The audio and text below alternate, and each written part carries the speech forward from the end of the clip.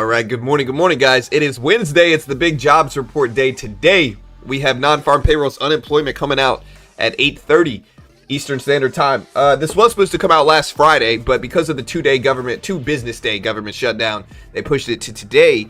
So today is the big non-farm payroll unemployment report that we were supposed to get Friday. And this is after a week last week of incredible weakness in jobs. We had challenger job cuts show up at the highest January level since 2009. 17 years, highest January level in 17 years for challenger job cuts. We had weak jobless claims numbers, high jobless claims numbers, showing more people filing for unemployment than expected. We had the ADP monthly report show up about half of what was expected. I think it was like 22,000 versus 45,000 or 50,000 expected. And so, yeah, a lot of weak labor data. Yesterday we had the ADP weekly report come out at, I think it was 6,500. And so everything's been pretty low for jobs, been pretty weak for jobs. And I see Pawn even kind of saying the same thing, which is that yesterday, one of the interesting things is that we had a lot of Fed members come out speaking about jobs. A lot of Fed members came out talking about jobs yesterday.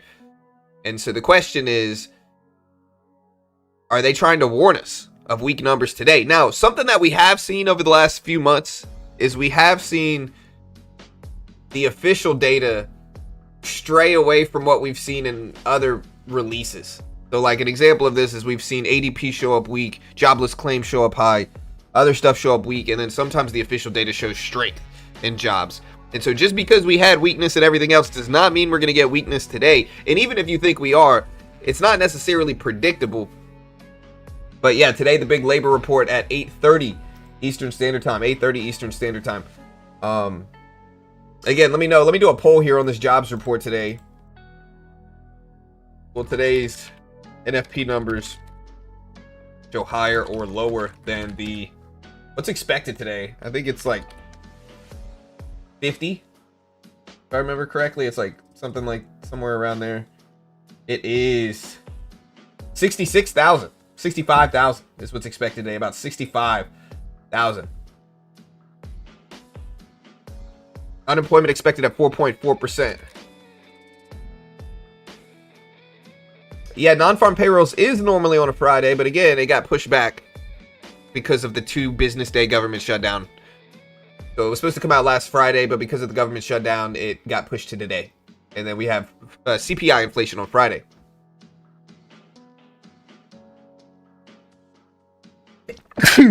Excuse me. Oh, man, I'm sneezing.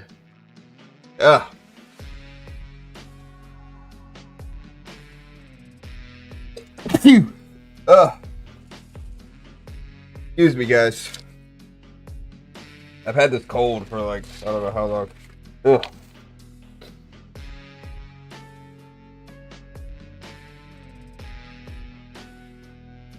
All right, I'm okay. Thank you. Appreciate you guys looking out for my sneezes. Thank you. A good sneeze feels good. It really does. But yeah, markets right now, gold up to 5,100s on this uncertainty. NASDAQ is almost completely flat on the day if you look at gold. Crypto and Bitcoin has pulled back a little bit. Here's Bitcoin right now. So Bitcoin and crypto have turned a little bit down here. They were at about 69.70 yesterday. They have turned back down to about 67,000 again for Bitcoin. The Bitcoin, again, sitting at about 67,000. Again, stock futures are slightly higher to mixed. The Dow is pointing up after another record close yesterday, and the S&P and NASDAQ are basically flat, waiting on today's data. Again, unemployment expected at 4.4% today. The dollar is a little bit softer. Yields are a little bit lower. People are essentially expecting weakness here in the labor report. It's the story. NASDAQ, or the dollar index, the Dixie's down to 96.7 or so. We do have a lot of earnings this morning as well. You know, Shopify, T-Mobile, McDonald's, Hilton, KHC, and more. So we do have some earnings this morning. Shopify ended up posting revenue of 3.67. They expected 3.59 to buy back shares for $2 billion. So you can look at Shopify here. gapping up on a revenue beat for Shopify. In buyback news, we have Kraft Heinz posted 67 cents versus 61 cents expected. This is KHC. They are down pretty significantly though. Revenue came in lower than expected for Kraft Heinz at 6.35 billion. They expected 6.37 billion. We also had Bank of America's Consumer Checkpoint says consumer spending showed solid resilience in January. Total card spending up 2.6% year over year, the strongest in nearly 2 years, despite the weather disruptions, they said. All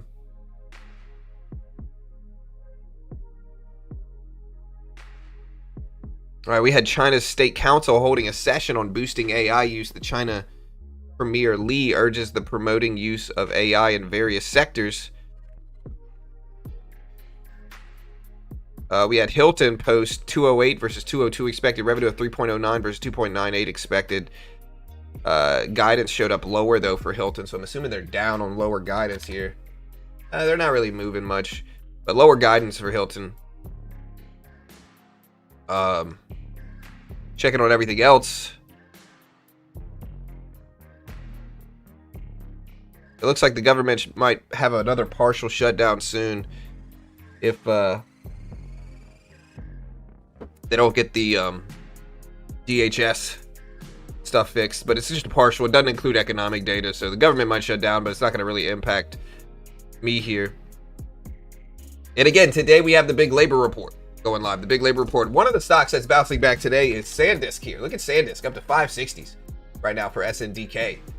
560s here for SanDisk. Big movements. 5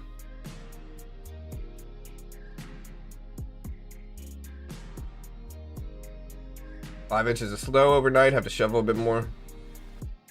Yeah, I'm in Texas. It's like 60 degrees, 70 degrees right now. So, morning from Germany. Hey, what's up, my friend? Good morning. Yeah, Nvidia here. One of the big stocks to watch today leading into the jobs report. And get Nvidia back under 190s, but it's trying to make another retest of 190. We'll see if that holds. Looking at our poll numbers, we're pretty split. 51% think we're going to have stronger than expected payrolls. 49% think we're going to have lower than expected payrolls. And yeah, that's basically the earnings for today. I think we're still waiting on McDonald's. Nike CEO says it's committed to the Converse brand wholesale division will pick up around the world. I think Converse showed some weakness, right? Robinhood posted a pretty bad earnings report yesterday. I'm glad I sold my... Like, I basically day traded this Robinhood option, and I'm glad I did.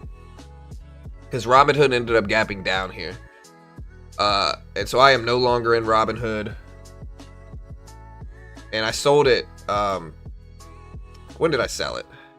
Hey, look. Pretty sure I sold it the same day I bought it. At that opening bell, because it ended up pushing up at the open. Yeah, I sold it on February 9th here. So I could show you guys the sell. I sold Robinhood. Let me see. Where are we? There it is.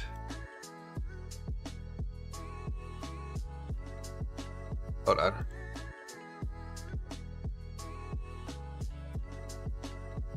Yeah. This is my sell of Robinhood here.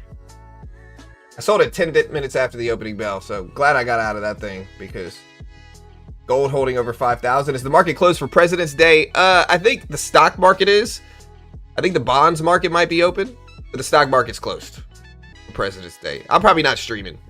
Most people probably aren't, just because the volatility is probably going to be low.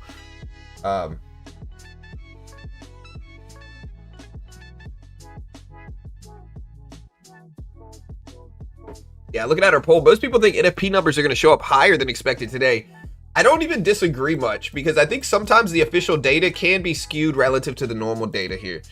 And so I'm not even disagreeing a ton about that. I think it's possible that we have higher payrolls today, even if and I think everybody thinking they're going to come in weak might mean that we see higher payrolls even more. Just based off of historical trends of this stuff. And so, yeah, let me know higher or lower here, chat, higher or lower. Yeah, and I see a bunch of arguments about the shutdown now.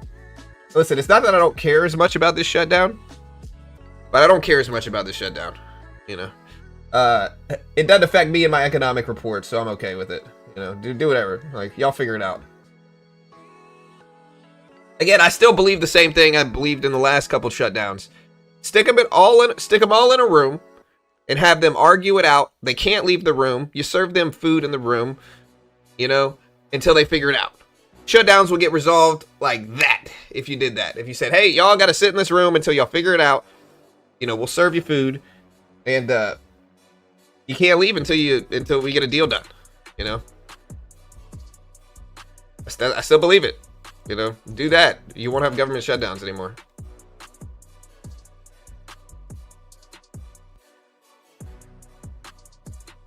Everything is noise. Yeah, well, that's probably true.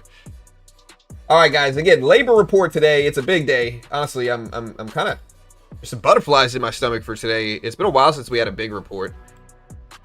We've had some small labor reports, but this one's definitely, you know, a big one. The NFP report's the biggest jobs report we get.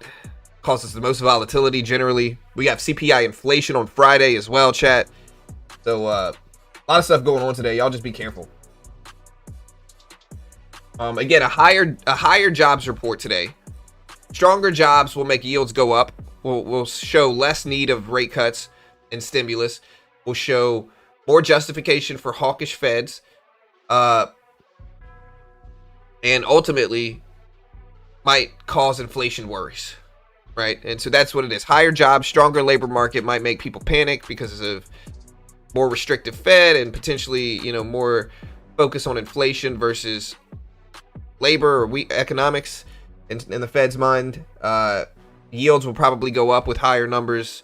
If we have lower, weaker than expected jobs, shows maybe earlier cuts. Right now, if we take a look at yields before this report, they are currently sitting at about 4.13%. They're still kind of low here. You know, they're definitely lower than they were for yields. And I know yesterday we had, what made yields drop yesterday? It was, what did we get yesterday? Yesterday was Tuesday. We had the ADP report yesterday.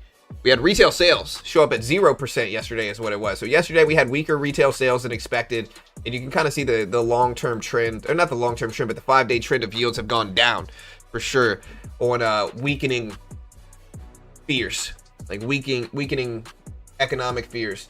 And so again, yields have dropped all the way to 4.13% ahead of this payroll report. If we take a look at the Fed Watch tool, yesterday was about 18 to 20% likelihood of a rate cut next month in March. Right now, it is over that. It's actually gone up a little bit more. It's at 22% right now. 22% likely of a rate cut. And this has been slowly climbing. And today's jobs report is going to really influence this. Silver up to $85 an ounce. Again, gold at 5100s here. Nvidia trying to test 190s. Apple flat. Meta is down on the day. Microsoft slightly green on the day. Alphabet's green slightly. And yeah, we're heading into the jobs report. The dollar index again is weak on the day. 96.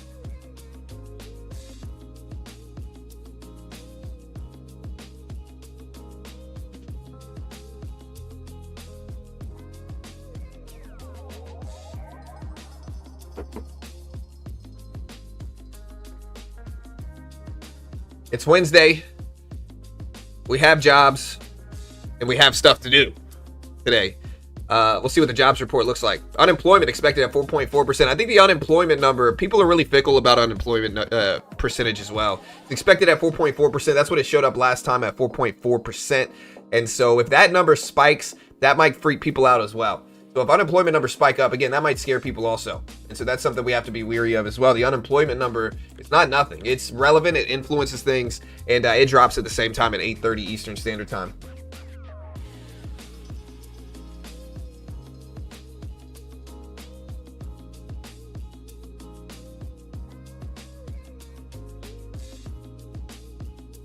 Bitcoin headed to 0. Today should be a mover. Yeah, today's interesting for sure. Again, Bitcoin down again today, man. It's Bitcoin's 67,000. Will Bitcoin bounce back? Chat, let me know. Will Bitcoin bounce back? Again, Bitcoin down about $2,000 on the day. Again, T-Mobile is unveiling real-time agentic AI platform built directly into a wireless network. Yeah, Hood earnings came in scaring people. I think they missed revenue if I remember correctly. Yeah, quarterly revenue disappointed. Crypto reason.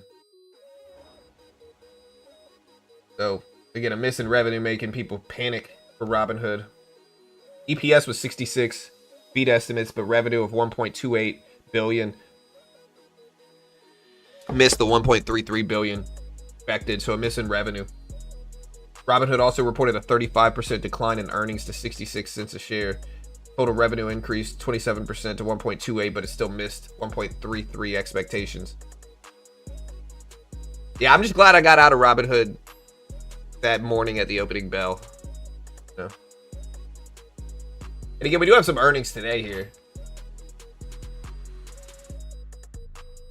McDonald's supposed to drop at 7. Like they're a little delayed though. We had Unity, miss EPS and revenue. Look at Unity, software company. Unity's down at $21 here. So Unity missed EPS, beat revenue but missed EPS. Came in at 5 cents a share versus 21 cents expected for Unity. So pretty big miss. Revenue came in better than expected at 503 versus 490 million, but still that a big EPS miss for Unity is not good, and Unity is down pretty significantly this morning. And yeah.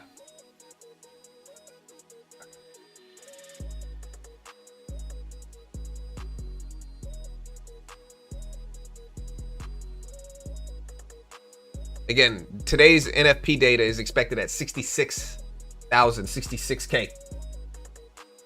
Economists are expecting small payroll gains, 65 to 80,000, really in that range. In January, just 50,000. In December, for last labor report, was just 50,000. Unemployment rate again expected to stay at 4.4. You know, this is kind of the Super Bowl of jobs reports. It's delayed and includes big benchmark and seasonal revisions that can rewrite the 2025 hiring story and introduce one-off volatility in the prints. Again, wage growth is seen around 0.3% month over month. And we'll see how the Fed reacts to this.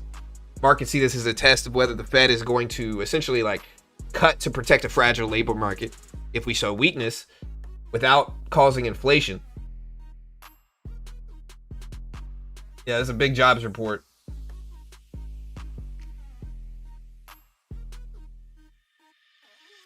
All right, let me catch up with the chat. The jobs report bad, but bad is good news for cuts. Yes. Weak jobs means greater. I mean, the way it works is simple. It's like the way it works is the weaker jobs numbers we get, the higher likelihood of earlier cuts by the Federal Reserve. Why? Because the Federal Reserve has to stay proactive and they need to see economic weakening trends and be proactive about that, right? And the way they stimulate, if the labor market's too weak, they bring interest rates down to stimulate it. Bringing interest rates down does a lot of different things. It can allow businesses to expand and take more leverage. People have cheaper access to money, all this other stuff, and it can stimulate the economy in that regard. The opposite thing happens if jobs are stronger than expected. Jobs are stronger than expected. It shows less need to cut rates, more justification for restricting monetary policy, which means raising interest rates or at least pausing them for longer periods of time. And the opposite is true, where if the Fed sees inflation as a risk over the labor market and they see strong labor and inflation risk, they can raise interest rates and restrict the economy a little bit, kind of push everything down to try to get control of inflation, essentially. And so the big question, I think, leading into this report is, what does the market want? Does the market want weak data to justify earlier cuts, or does the market want strong data to show a strong, thriving economy? I know this, whichever way we go, whichever way we go, we're going to be here for it, and just be careful. I really don't know what the market wants right now. I think the market has reacted in different ways to previous reports last week and this week. So in terms of how the market responds to this, I really don't know how what it's going to do.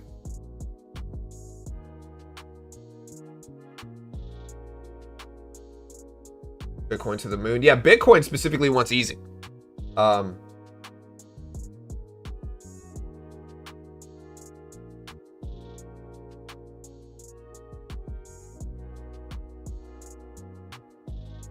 Yeah, Bitcoin generally wants easing. Although we did get weak jobs numbers and Bitcoin still fell over the past week. So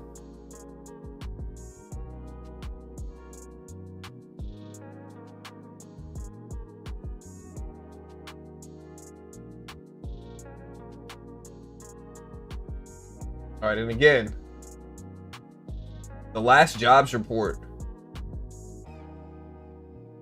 No jobless claims.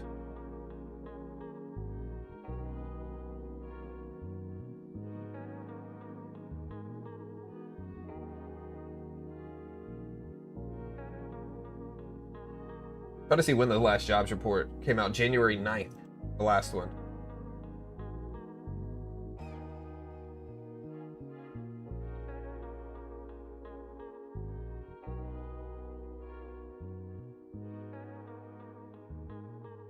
Metals moving. Yeah, honestly, gold is up pretty significantly here. 5100s, you know, up, holding 5,000. I think 5,000 big psychological level we should pay attention to. Silver up to $85 an ounce right now. So silver up, gold up. Oil is up to $65 a barrel right now. So oil is green, silver's green, gold is green on the day. So yeah, metals are moving this morning, to be honest. They're pushing today. Again, a big jobs report today, 8:30 Eastern Standard Time. Big jobs report. But what I'm curious about is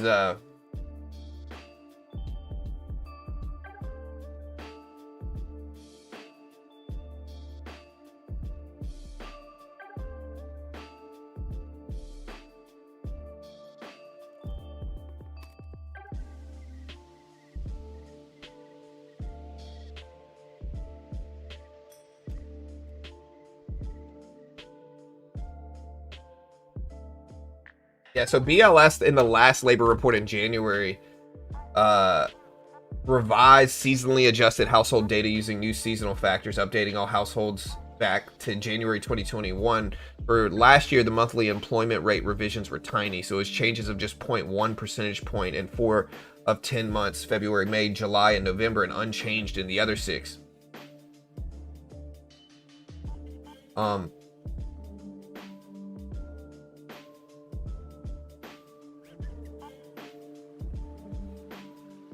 Again, this report, though, January's report is set to release and include the annual benchmark and seasonal factor overhaul, which reaches further back in time and gets a lot more attention. And so again, this jobs report is critical because it's going to include an annual benchmark and seasonal factor overhaul revisions. So we're going to see bigger revisions today, potentially in this report, that might move markets even more. And so I do think this report is going to be pretty volatile in terms of how markets are going to react to this here. John, why did we dump on low labor last time? When? You talking about Bitcoin specifically? I don't know. I saw that. I would assume Bitcoin wants easing and Bitcoin wants economic stimulus and rate cuts. And so weaker jobs numbers last week should have justified more stimulus and rate cuts potentially. And in that regard, the logic there is that Bitcoin wants easing. That's not just my logic. This is the logic of most people watching Bitcoin. But I think Bitcoin has other pressures on the downside recently. Obviously, it's got some selling pressure over the last few weeks, regardless of what the jobs numbers show. But I'm assuming you mean Bitcoin, because again, historically, Bitcoin wants easing. And we got weak labor last time, and Bitcoin went down with everything else. So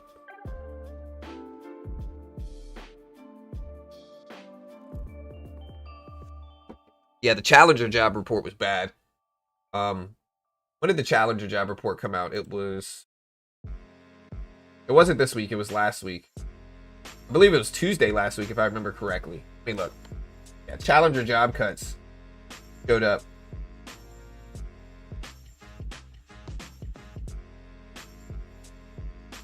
Yeah, Challenger job cuts.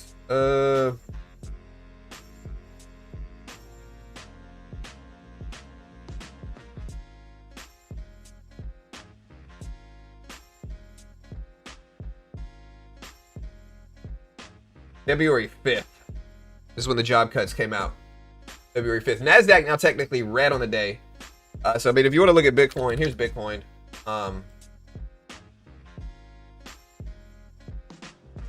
10th, 9th. We got to put a little bit longer term. Maybe a little bit longer. 10-day chart, maybe. Yeah, Challenger job cut showed up on the 5th. I think the 5th was already a bad day, regardless of the Challenger job cuts here. Here's the 5th right here. Yeah, I think it was a bad day regardless. But yeah, the 5th was not good. Challenger job cuts show up early though. They show up at like 5 a.m. basically, 6 a.m. And so I think Bitcoin was already in selling pressure for a couple days now leading into that report. So I don't know if the jobs report necessarily caused this, but yeah, I don't know. Sometimes the market stay irrational. You know, you never really know. There's selling pressure, stuff like that.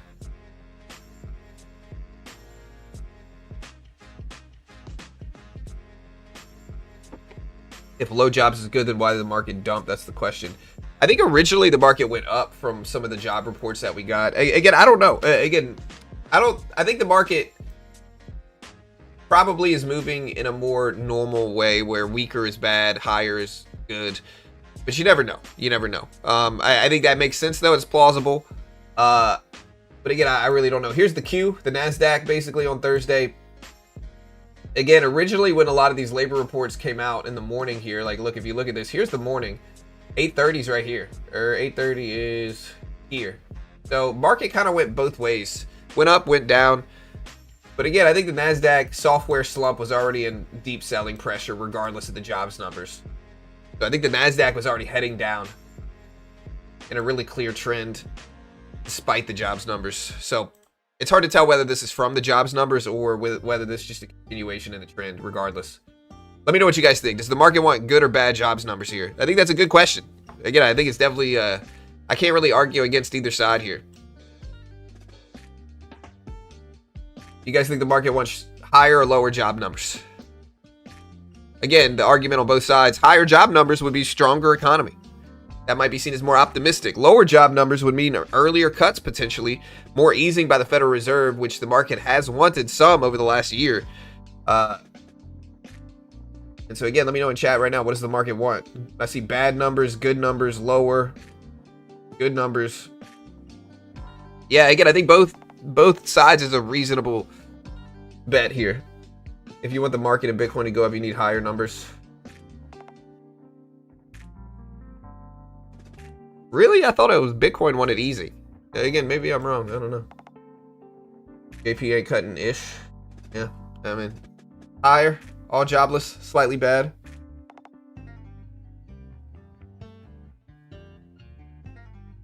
When lower numbers spurred an interest rate cut, potentially. I mean, look, here's an example of this, right? So here's the FOMC watch tool. This is the likelihood of rate cuts coming. All right, prior to last week and this week's job numbers, this number here was at about 10% last week. So prior to the week job numbers, there was only about a 10% likelihood of a rate cut next month in March.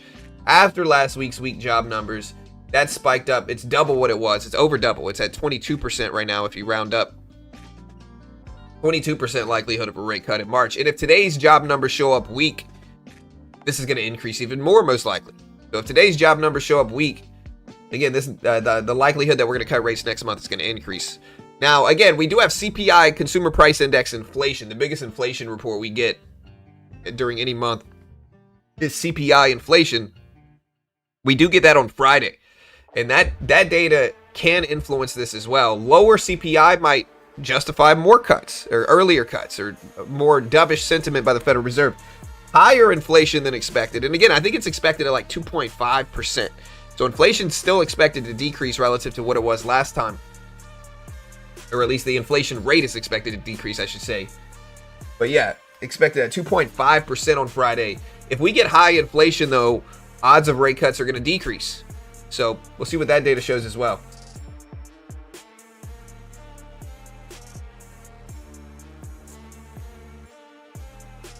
Is it just me or will the market not like either data?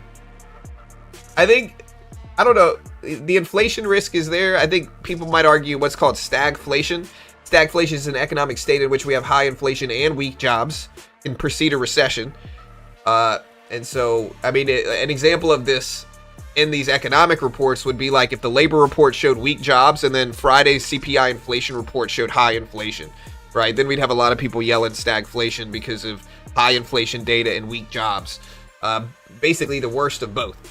And yeah, we'll have to see what Friday's CPI inflation report shows. NASDAQ is starting to go down, but pretty flat on the day still.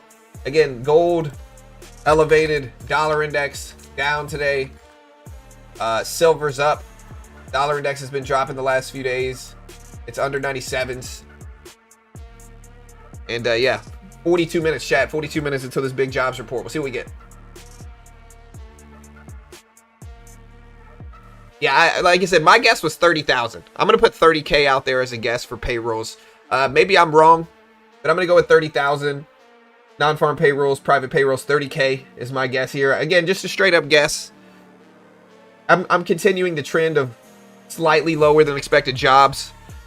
You know, 30K is what I'm guessing in regards to jobs. Let me know what your guess is. What number do you think jobs show up as today? Non-farm payroll specifically. Again, I'm going to go with 30,000. It's expected at 65 to 70,000. I'm going to go with 30. Breakflation. Scooped up Bitcoin last week at 63, sold it at 68. Easy money, we reload after the panic dip. Possible. Yeah. I'm surprised to see that more people aren't trading Bitcoin in futures as it's been just as volatile as silver. Week 33. It's always 33. That's the next possible tariff ruling. Next possible tariff ruling is February 20th, I believe. Let me check to make sure.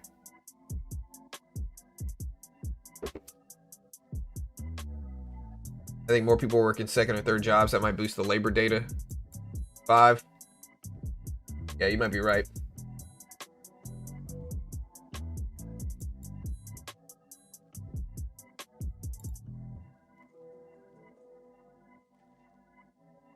I'll go worse at 18,000.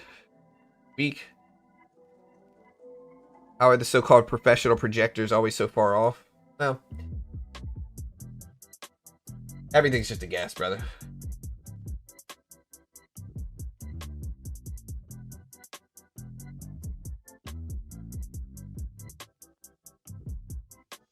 Yeah, so again, the next possible court opinion day for the tariff decision is Friday, February 20th, but there's still no specific date guaranteed for the Supreme Court to rule on the tariffs. So again, next possible date, February 20th. The IEEPA tariffs case was argued on November 5th and is still pending. So any regular opinion day from now through late June is in play potentially for the tariff decision. But we don't actually know when it is. I still believe they should change the procedure on this. I don't know why they don't tell you what cases are in each batch before they just release them. They make people sitting there waiting to see if you get it. And think about how much volatility this might cause in markets. You never know.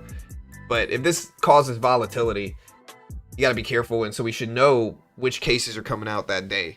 Specifically, if whether it's the tariff case or not.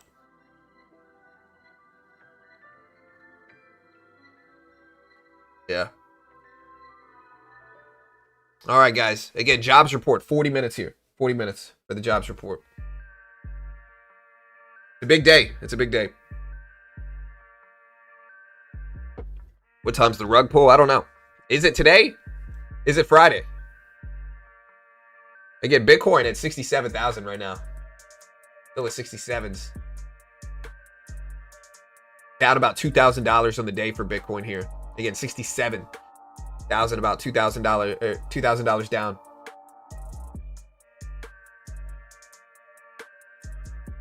Does anything look cheap right now? I'm pretty much flat on the day. PayPal's green, Oracle's green, Nike's green, Netflix is green, Coca-Cola's green.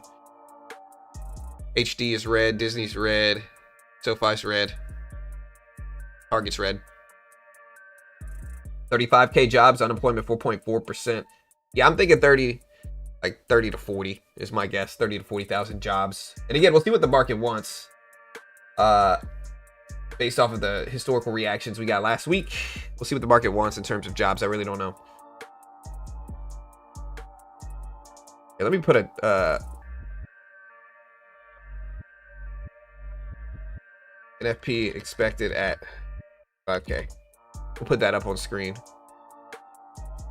People can see what's expected at. Again, we did a poll asking, will today's numbers show higher or lower than 65K? 52% think higher. So the bulls on payrolls actually winning the poll here versus 48% think lower data today. I liked Meta at 675 yesterday. Glad I didn't.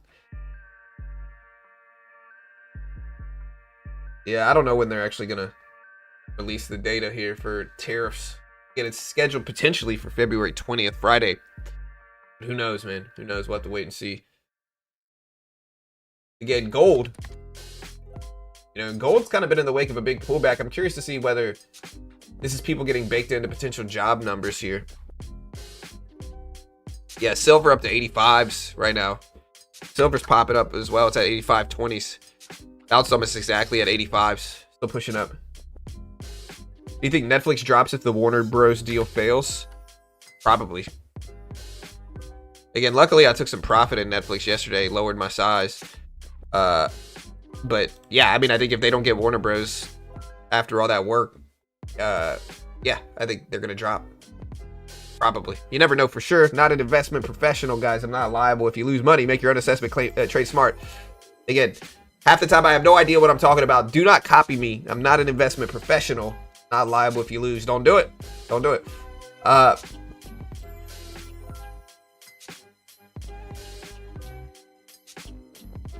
Hey, John, what's your thoughts on Bitcoin for long term? People say it's a Ponzi, but surely they don't truly understand the whole power to the people point of it. Curious about your take, bro. Yeah, I mean, I generally agree with you. I think they programmed Bitcoin in a very smart way in which, you know, the finite amount of mineable coins out there mean that price will probably continue to go up. You never know for sure on anything. In terms of the power to the people thing, I think people like to say, yeah, you know, the elite are bad or whatever. But then whenever you have something that kind of takes away banking needs for like going to the big banks, people like to criticize big banks, but then they criticize Bitcoin on the other end of that. And I think they're contradicting themselves. I think Bitcoin and blockchain technology basically solves a problem in that regard. Is a useful technology, and Bitcoin's the alpha of all of it. So I'm a bull in Bitcoin personally. I want Bitcoin to go up. But I mean, obviously, I think if you got to look at it objectively and recognize risks in it, short term, especially right now. But long term, I'm a bull. So.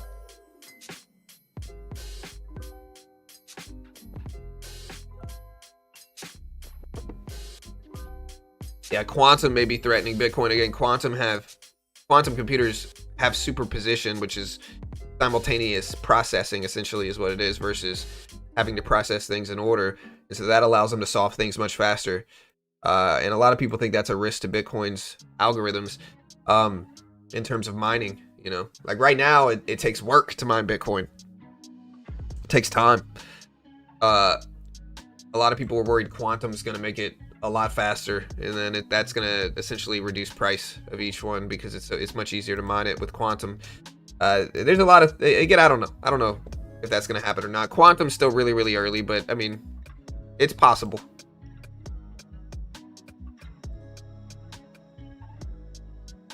I didn't say just because an asset is limited doesn't make it valuable. I mean, I never said that's the only reason it's valuable. I think the technology of itself is valuable. You don't have to go to a bank teller. You don't need to go to a bank as much. It solves a problem, you know? And I think regardless if people want it to or not, money's going digital. Regardless of whether we have Bitcoin or not, money's going digital. And an easy way to look at it is, when was the last time you spent cash? I'm sure everybody, you know, is trying to justify their bearish view on Bitcoin or whatever by saying, oh, I use cash all the time. And yeah, maybe you do. But I would say a large majority of people don't anymore, unfortunately or fortunately, whichever way you look at it. And so I think money's going digital. You know.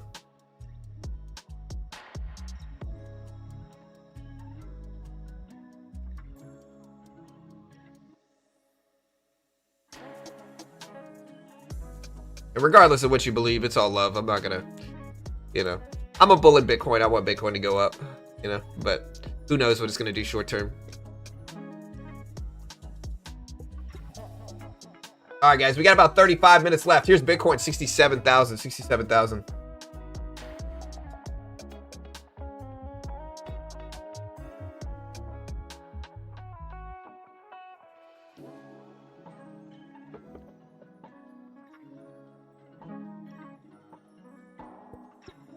First thing you should worry about with Quantum is your bank account. Yeah.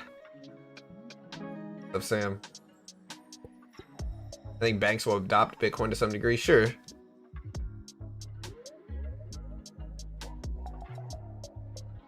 Good morning, John. I predict lower numbers and NASDAQ tanking. Again, the question is, do you think the market wants higher or lower numbers here? I'll probably do a poll regarding this.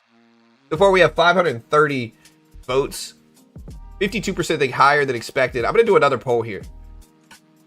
I'm going to do another poll. Does the stock market want higher or lower jobs data? Jobs today.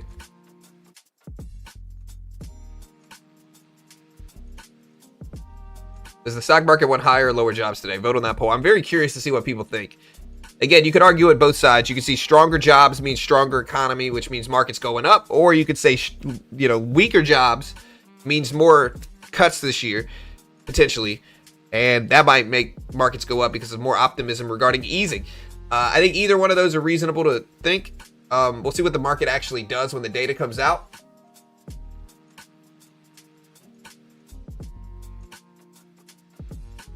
Again, still pretty split down the middle here. 52% think the market wants lower jobs. 53% now. Lower because it's a guaranteed rate cut. I think we go lower on news. Markets want rate cuts. Yeah, and again, I think we had weak jobs numbers. Again, last week, guys, we had Challenger job cuts show the highest January reading in 17 years since 2009 for job cuts. The highest job cut count for January since 2009.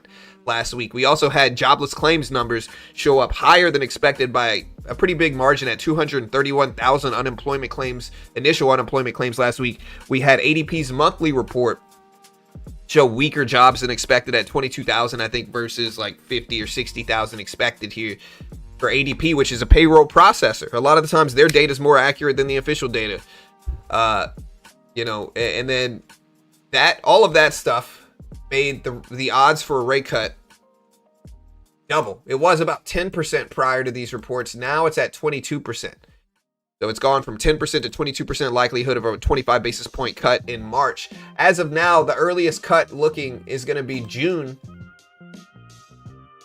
50, 73. So about 77% of people think that we're going to have at least a 25 basis point cut by June.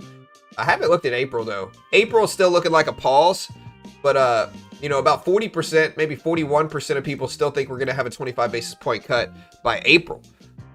Still about 60% still think we're going to have, 60% of people still think we're going to have a pause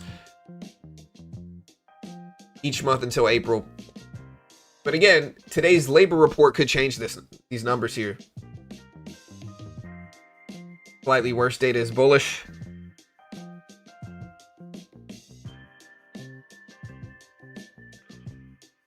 Yeah, I have to change that. That's an old thing, Sam. Affiliate link doesn't work. I'm not an affiliate there anymore. Yeah, if you want to go check them out, check them out. They don't have affiliate links anymore either. Again, it's now 8 o'clock in the morning. We have 30 minutes left. 30 minutes left. Lower than expected jobs numbers tend to ease tightening pressure. Yeah, I mean, it's more dovish.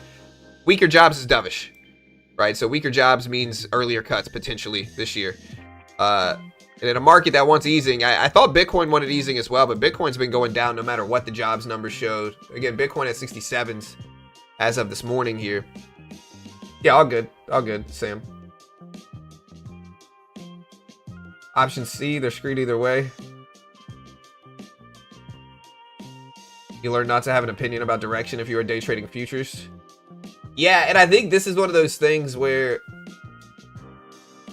like, okay, you see a lot of technical guys come out here, and technical guys would be like, oh, we're in a downward trend, and then payrolls show up super weak and the market falls down, and they're like, see, the technical downward trend held. And it's like, yeah, but the fundamental data is more important than that, right? So the fundamental data can change trends like this. It just depends on what the data shows.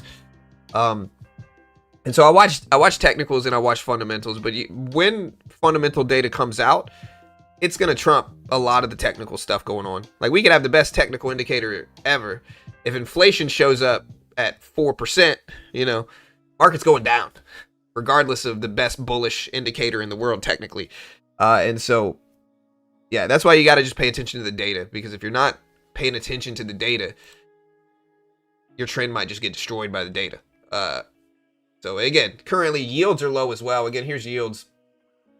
Yields have been going down basically since last week's job data here. Again, they were up to 4.25%. They are now all the way down at 4.13%. 4.13%. Here's yields. And again, yields and interest rates follow each other. And so interest rate sentiment, if we get weaker jobs showing lower interest rate sentiment, yields are going to go down. Bond prices are going to go up.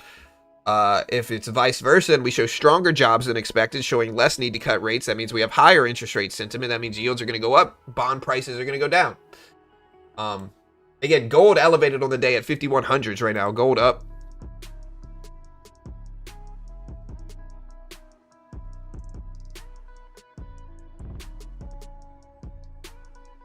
Job numbers will be higher. The market will sell off initially and then rally to new all-time highs by the end of the week. Yeah, but what about CPI inflation on Friday? On Friday, we do have CPI inflation data. It's not nothing. That's not a nothing report. CPI inflation data could arguably bigger than today. We'll see.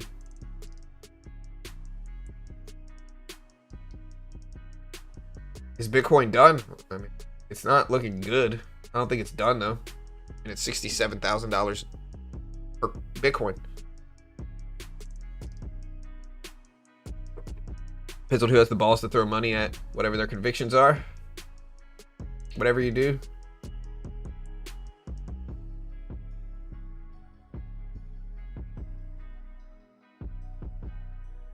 We have market oracles in here, bro. Everybody in the chat's got a crystal ball, I think. You know.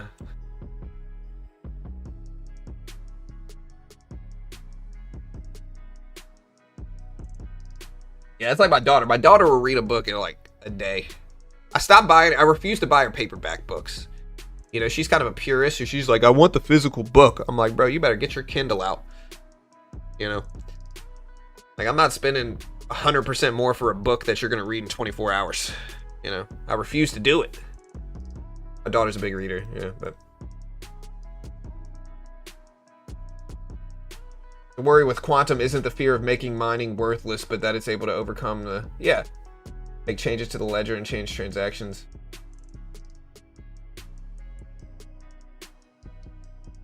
Yeah, I got you. Yeah, I will.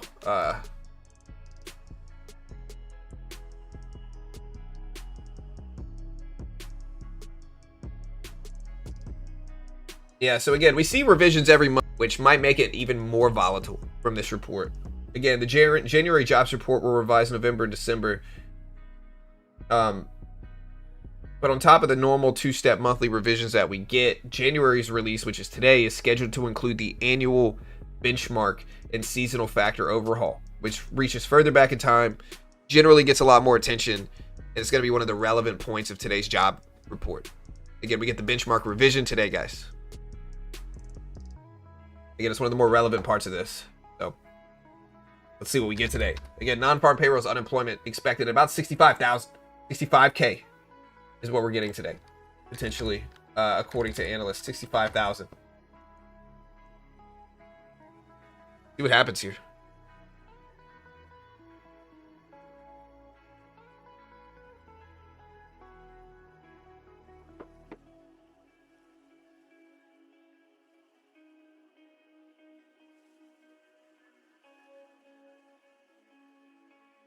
Yeah, looking at our poll here, 52% think lower is better.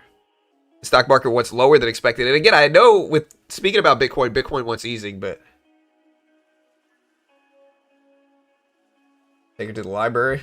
I don't know if she's ever been to the library. I used to go to the library all the time when I was a kid, but now I can get every book in the world in about 30 seconds on my computer. So, you know, I like the smell of the library though. It's nostalgic, but.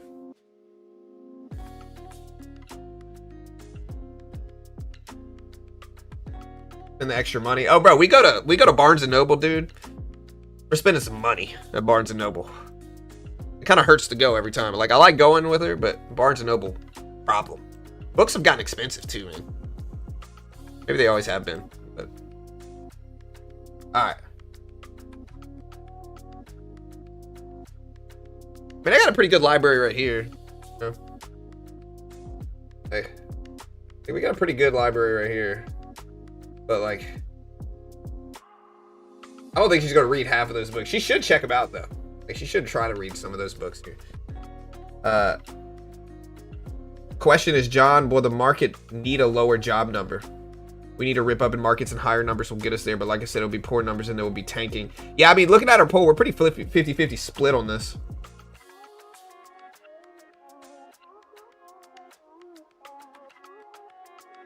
Reselling books, you don't want to do it, Pawn. It's not. Genuinely, it's not. A lot of work for nothing. A lot of work for nothing. I kind of miss it, though. Like, I really do kind of miss it, because you would go there and, like, you would set your Bluetooth scanner to jingle if the book was worth more than $20. And you go there and you just scan each one and you hear the jingle. It was like a treasure hunt, right?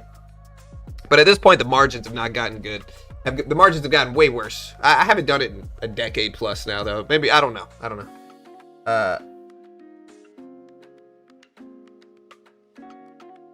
Good eye on gold. Yeah, gold up. It's at 5,100. Silver up to 85s right now. Silver up to 85s.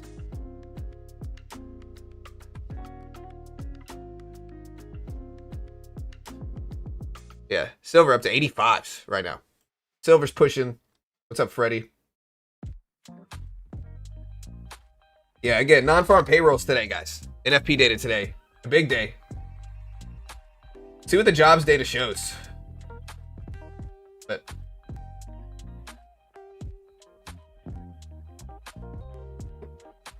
today's a huge day.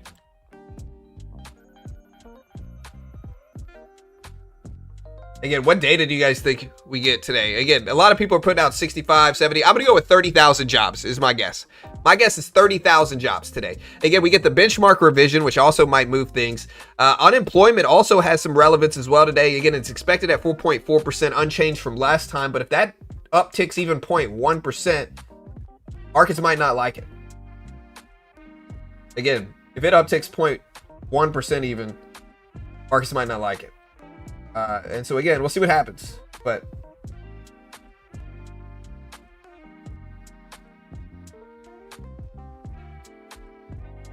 it's time.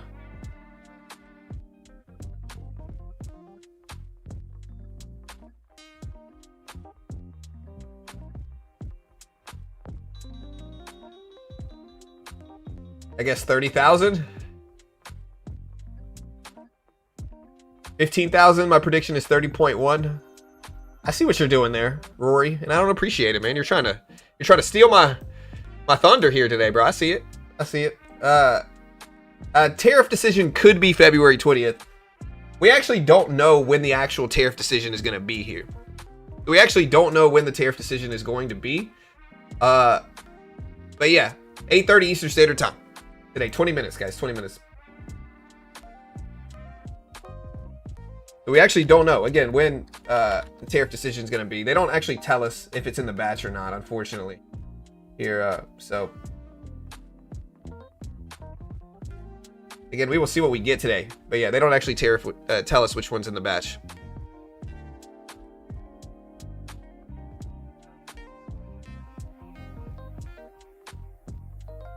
Asking me here whether higher or lower jobs numbers will make gold increase. Now, gold moves a little bit more consistently in that way versus silver, but weaker than expected jobs causes uncertainty and makes gold generally go up. And again, gold is sitting at 5,100s right now, but again, weaker than expected jobs will generally make gold go higher. Stronger than expected jobs might make gold go down. So again, so weak jobs is bullish for gold. Weak jobs could be bullish for Bitcoin. Again, Bitcoin recently dropped under 67,000 here. It's at 66K right now for Bitcoin.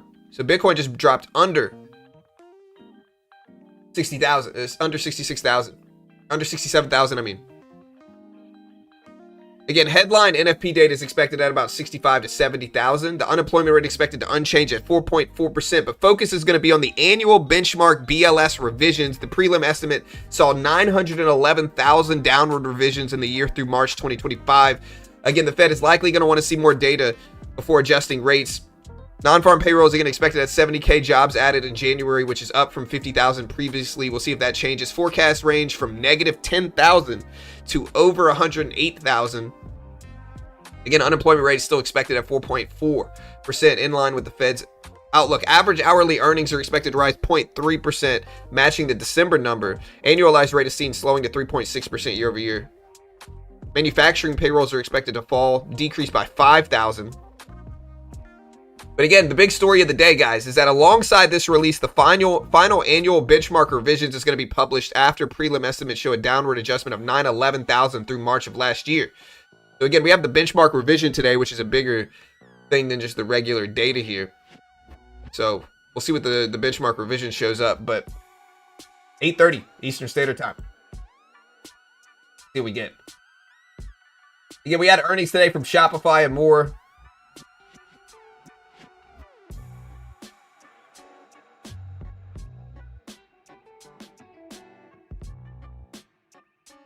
Yeah, I don't think silver is going to become more valuable than gold. I see you guys. I also guessed 30.1 thousand. I see. I'm still taking credit. We show up at 30.1, 29.8. I'm celebrating like I just won the Super Bowl. All right.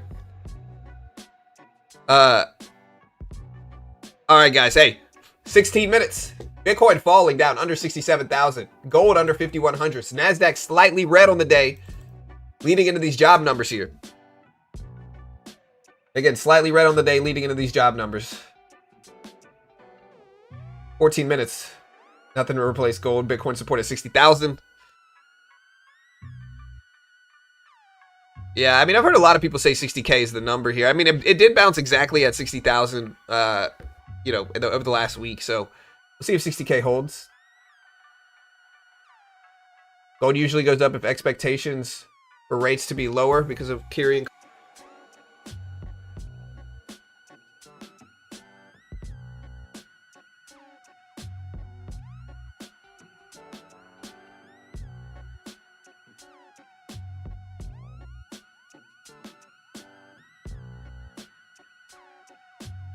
All right, guys. Fast charging EV batteries are going to be super disruptive. Got your MVP speech ready? Somebody told me I look like Sam Darnold. Or Darnold, or whatever the freak his name is. Is this me right here? I don't know, man. He's kind of funny looking. Maybe I'm funny looking. Look at this guy's neck, bro. I mean, is that me right here? Maybe I should have asked my kids. They'll tell me the truth, even if it's brutal. Yeah, oil is actually elevated on the day. Yeah,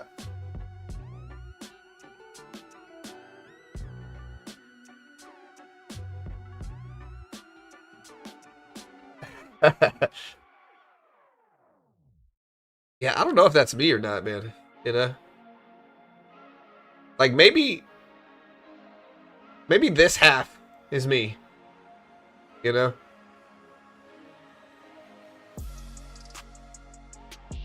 Yeah, we'll see what Warsh has to say. Again, people like to say Warsh is incredibly hawkish. He is, but it's in a very specific way. Warsh fears inflation. And Warsh certainly doesn't like money printing through quantitative easing. But, so I think Warsh might actually lower rates, but be less likely to commit to quantitative easing and stuff.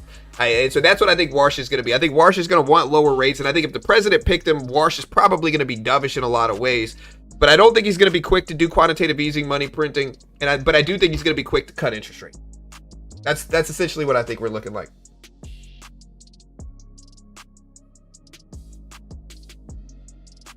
So, yeah. We'll see what happens, guys. We'll see what happens. Again, 13 minutes here. Non-farm payroll data. 13 minutes.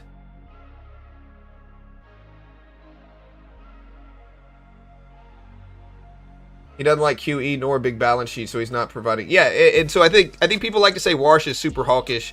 I think he's just going to be less willing to ease through QE, but he might actually push for lower interest rates still, if that makes sense, right? And I kind of understand that logic. Quantitative easing and money printing, again, is basically when banks create online money, or the Fed creates online money and then uses that to expand their balance sheet through bond purchases and asset purchases.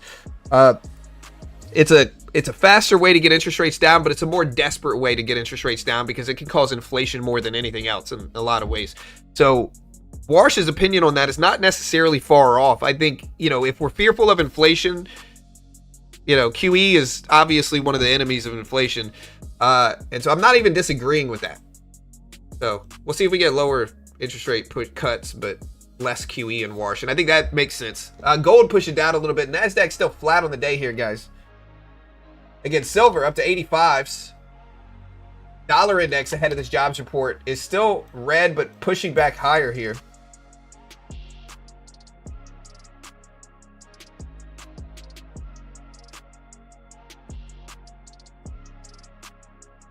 His view isn't wrong, but it changes the velocity of his money. Lower rates, yes. I'm the refined version of him. I like to believe that, I would say if I had one word to describe myself, it's refined, when I look in the mirror, I'm just like, boom, refined, I believe it. I believe it, guys.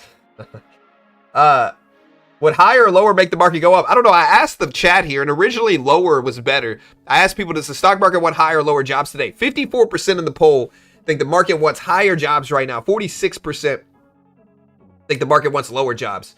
Again, 54% higher jobs numbers than expected. 46% think lower jobs numbers than expected here. And we have about 11 minutes left, chat. About 11 minutes left. So Warsh was the youngest member of the Fed board when he joined. Smart guy for sure. Yeah. Lowering interest rates supports high PE ratio in markets. Well, yeah, it's stimulative. Lowering interest rates is stimulative, The basic logic is that when rates are low, people have cheaper access to leverage. Businesses can expand. People tend to spend more. Blah, blah, blah. And that can cause inflation. But, obviously it's more stimulative. And yeah, we'll see. 11 minutes left, chat. 11 minutes left.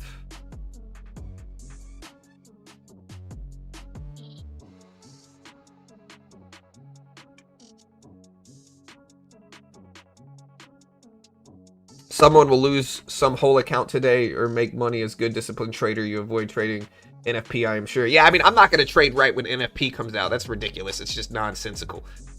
Just like I don't hold a stock through earnings. If it's a short-term trade, it just doesn't make any sense. It's just a gamble. You might as well flip a coin, go to the casino, play roulette or something, because I'm not doing it. Again, I might trade the trend we get from payroll data coming out, but I'm not going to trade the payroll data itself. It's just nonsensical to do so.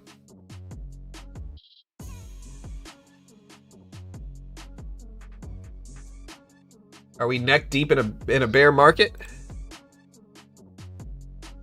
Yes. Again, NASDAQ went green on the day just now. So NASDAQ technically green on the day right now. Dollar index is down. Again, gold 5100s here. I am going to put it in sub-only mode today, chat. So we're putting it in sub-only mode. Subscribe. Hit the notification bell. We appreciate it. The big jobs report going live very soon.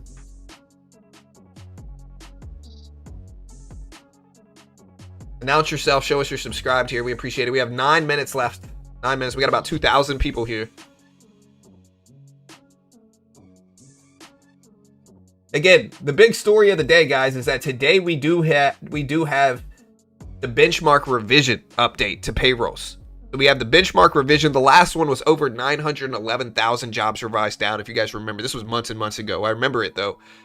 The last one over 900,000 jobs revised down. I believe it was 10,000 revised jobs down. Now this has a bigger influence over markets potentially. It's something you want to be aware of. We do have the benchmark revision, so it's not just payrolls today, it's the benchmark revision. The annual benchmark revision is what this is. So it's not small here, guys. This is not small. Friday, we do have CPI inflation data coming out. So Friday, we might have even more volatility from these reports. And just be ready here. Chat, be ready. Again, unemployment expected at 4.4 thousand. Non-farm payrolls expected at 60 to 70,000 here. About 7.5 minutes here, chat. Again, benchmark revision for data today here. So, were the numbers leaked? No, they were not. Everybody always likes to say the numbers were leaked. They almost never are, though.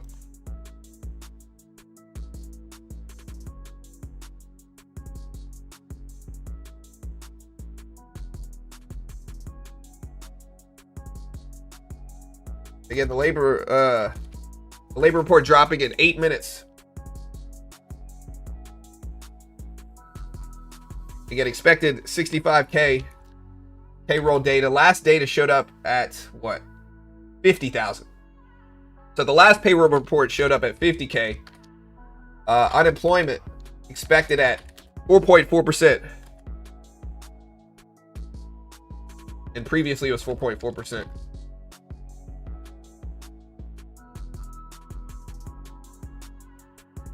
See what Bitcoin does as well here, man.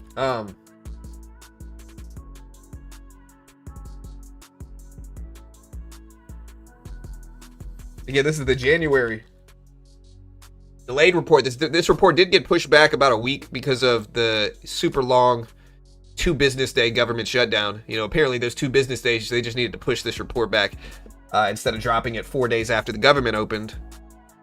Shout out to the government. Shout out to the Bureau of Labor Statistics. But yeah. Here we go. We have 7 minutes left, chat. 7 minutes. Do you trust these numbers? I don't know. I kind of use a mix of an average, I guess I'll say, of all the numbers that we get, including ADP's numbers, right? ADP payroll processor, a lot of the time their numbers can be more accurate than this. We've seen some big swings and specifically big revisions in the official data that we get in these reports. And so, do I put some weight on these numbers? Sure. Do I trust them completely? No. I mean, obviously you shouldn't trust them completely based off of the historical revisions that we've seen on this data. So yeah, I mean, to a point I trust them, but definitely not fully, I guess is the easiest way to put it. Do you guys trust these numbers? Let me know.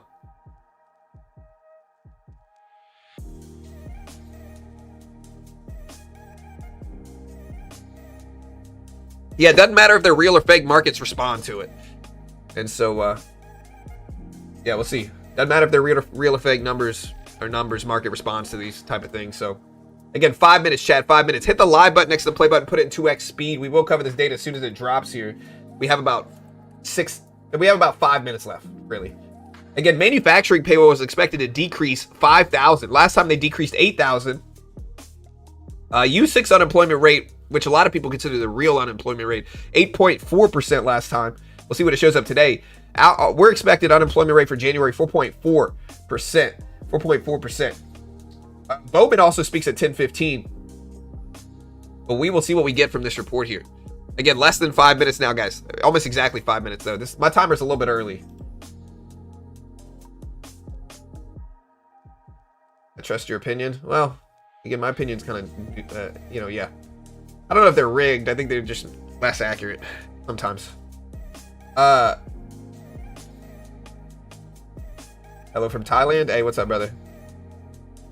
No, not all, John. But what matters is what the market thinks for us traders. 100%, right? Like, it doesn't matter whether it's real or not. The numbers are what we have to go by. I'll say it once, I'll say it again. Nobody screams manipulation than somebody that's wrong about a prediction. If I think Apple's going to the moon and then Apple drops 10%, I might cry manipulation. You know, it's human nature. Nobody likes to be wrong. With that said, though, I do agree that these numbers can sometimes be not the most accurate things. You know, again, I don't know if it's manipulation or they're just not accurate sometimes. Again, ADP data is legit a lot of the time because ADP processes payroll, so they have more access to some more reliable data, some people would say. So sentiment turned on a dime last year in May and June. And again, the annual benchmark revision today is a big story of this. So again, we will see what we get. But the annual benchmark revision is going to be a big story. So be ready, guys. Be ready. We're here. We're waiting. And we have about 3.5 minutes left. Chat, 3.5 minutes left.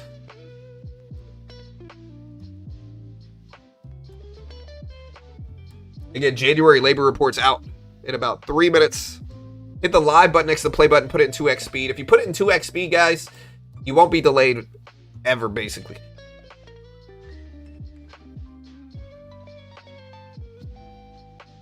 There was never revisions like that. Last time the revisions were 910,000, I think. Down.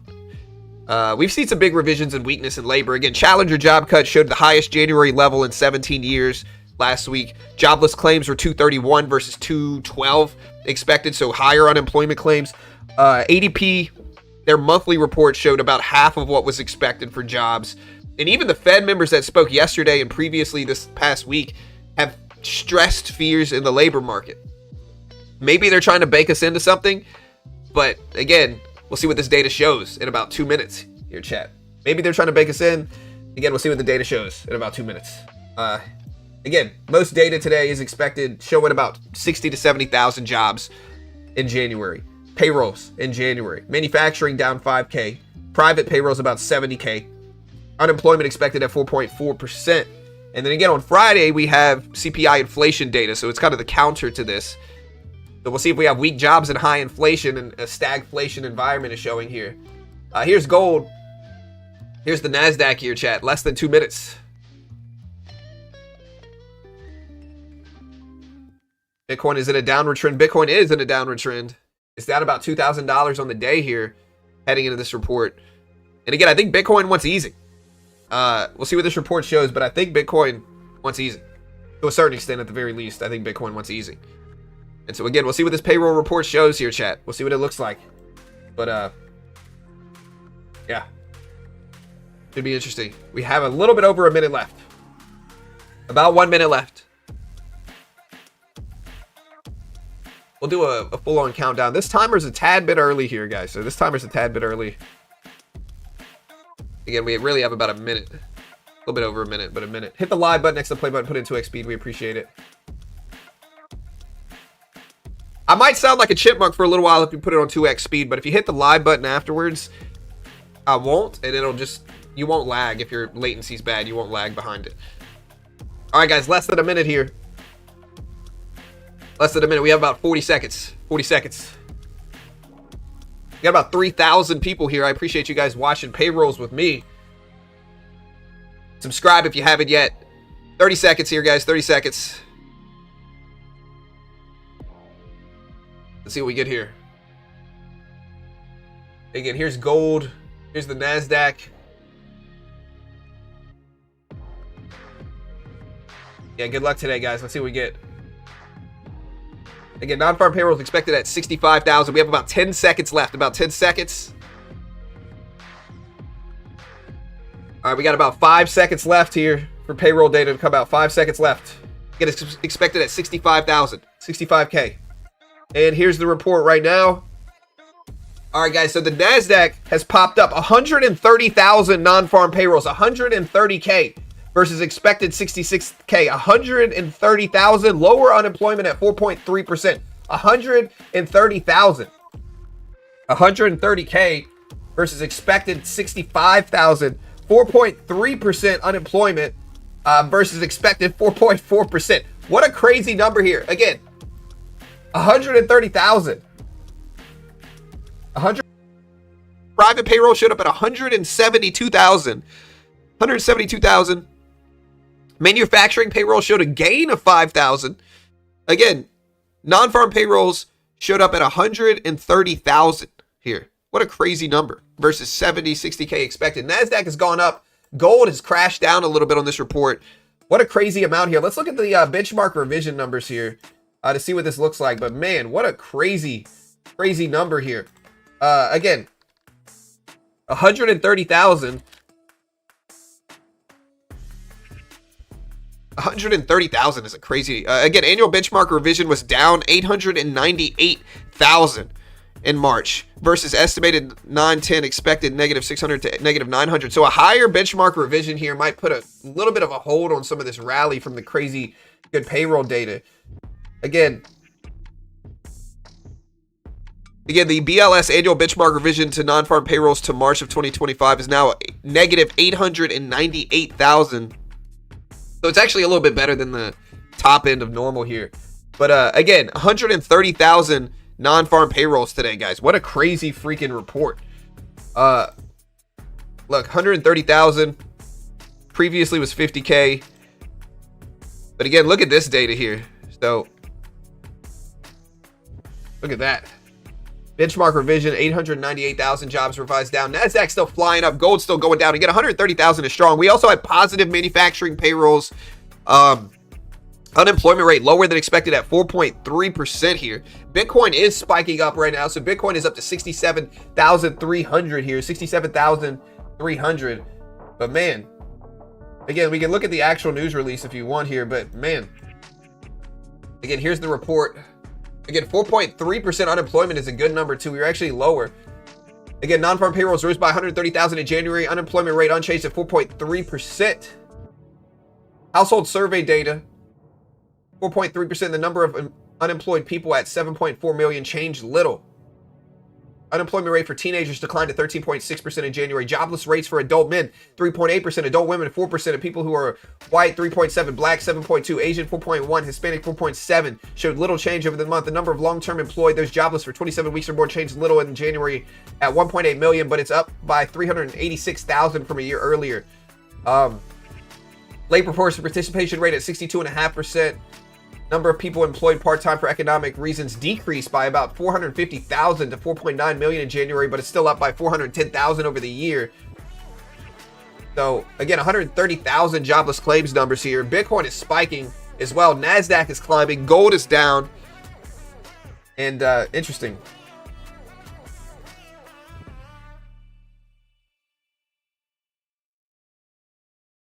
Yeah, 130,000. The question is right now, do you think this is accurate? Do you think this is accurate? Here, chat. That is my question. Do you think these numbers are accurate today? Because, man, those are good numbers. Those are good numbers. And it's weird because a lot of the other data has showed, I thought we'd have 30,000 jobs. We showed 100,000 more than I guessed. Again, Challenger job cuts were high. ADP data was weak. Jobless claims unemployment filings spiked. But hey, this is the official data. So the official data does what the official data does. And again, Bitcoin is up from it. Bitcoin up to 67.5 thousand. NASDAQ up to 25,350s. Gold down to 5070s. Silver might not be moving as much on this, but it's still down as well at 84s for silver. An interesting report here. Here's the SPY on the left. The SPY is spiking up to 695. This is the S&P 500 leveraged ETF. It's 695. It's almost 700 on the SPY. Q is up to 615s right now. Yields are going to go up on this report. Why are yields higher? Yeah, yields are going to spike on this report. Why? Because it shows less need to cut interest rates, and yields and interest rates follow each other. And so if we have stronger jobs data showing less need to cut interest rates, yields are going to spike because yields and interest rates follow each other. Bond prices are going to be dumping here. If we look at TLT, yeah, bond prices are down. You got to understand the correlation. Something that shows less need to cut interest rates is going to make yields go up and bond prices decrease, and vice versa. Something that shows super weak labor data, that means we need to cut rates earlier than expected potentially, is going to make yields dump and bond prices go up. That's how it goes. So yeah, yields are going to be spiking on this report. Why? Because we have higher interest rate sentiment, because we have less need to cut rates because the labor market is stronger than expected.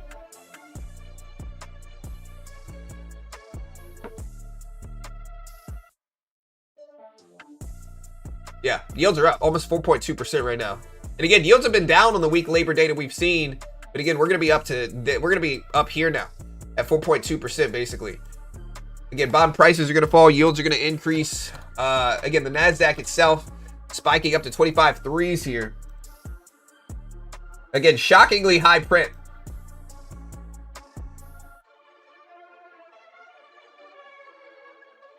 Shockingly high NFP data.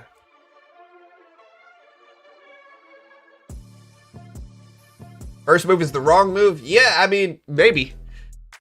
Again, in a market that a lot of people speculated wanted easing here. I'm going to end this poll. In a market that a lot of people speculated wanted easing, is reacting really well to shockingly high payroll numbers. Again, 130,000 jobless claim, or 130,000 non-farm payrolls. Unemployment down to 4.3%. Annual benchmark revision came in right around normal, I think. But kind of crazy, honestly. Again, there's the benchmark revision in the chat right now. Kind of a wild number here. 130,000 is wild. Yeah, 130K is crazy print here. Especially when a lot of the other data showed weakness. But hey, I'm not mad. Strong jobs is strong jobs. Good. I'd rather us not enter a recession, so I guess that's good. And again, what's interesting as well is that Bitcoin is going up on this. I guess it's just following the market. Bitcoin wants easing. This means less easing potential. I'm sure if we look at the CME watch tool, right, the odds for a rate cut next month are going to go down substantially now. They were at 22%. They're already down to 19.5%, and this will keep getting baked into the yields. But yeah, 19.5%. I'm curious to see what the odds makers are showing about a Fed decision in March. Yeah, at this point in time, on Poly Market at the very least here, I'm sure these numbers are changing quickly. Yeah, at this point, Poly Market is showing a 12% likelihood of a 25 basis point rate cut in March. And I think this is going to continue to change. Again, we'll see if Bitcoin holds these gains. But yeah, shockingly high print for non-farm payrolls, to be honest. Let's do another poll here.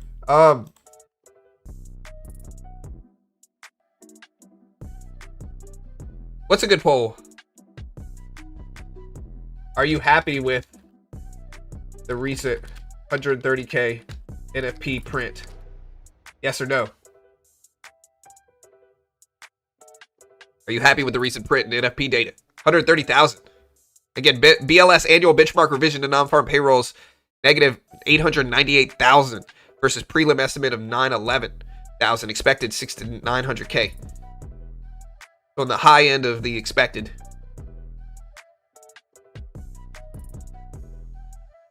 So the jobs were added specifically. Again, we already went over that once. The jobs were added specifically. Here, give me a second. We'll go over it again. All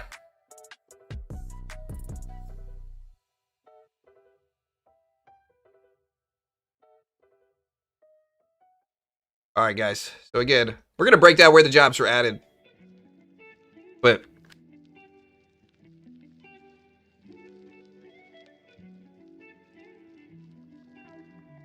unemployment rate 4.3%. Number of unemployed people at 7.4.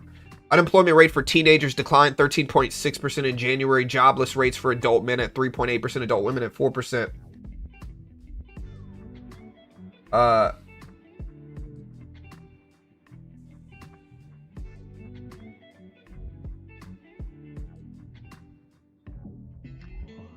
Again, healthcare added 82,000 jobs, and ambulatory services added 50,000, hospitals added 18,000, nursing and residential care added 13,000, social assistance added 42,000, mostly in individual and family services, up 38K. Construction added 33,000, driven by non-residential specialty trade contractors, which was up 25,000. Federal government lost 34,000 as deferred resignations from 2025 continue to hit.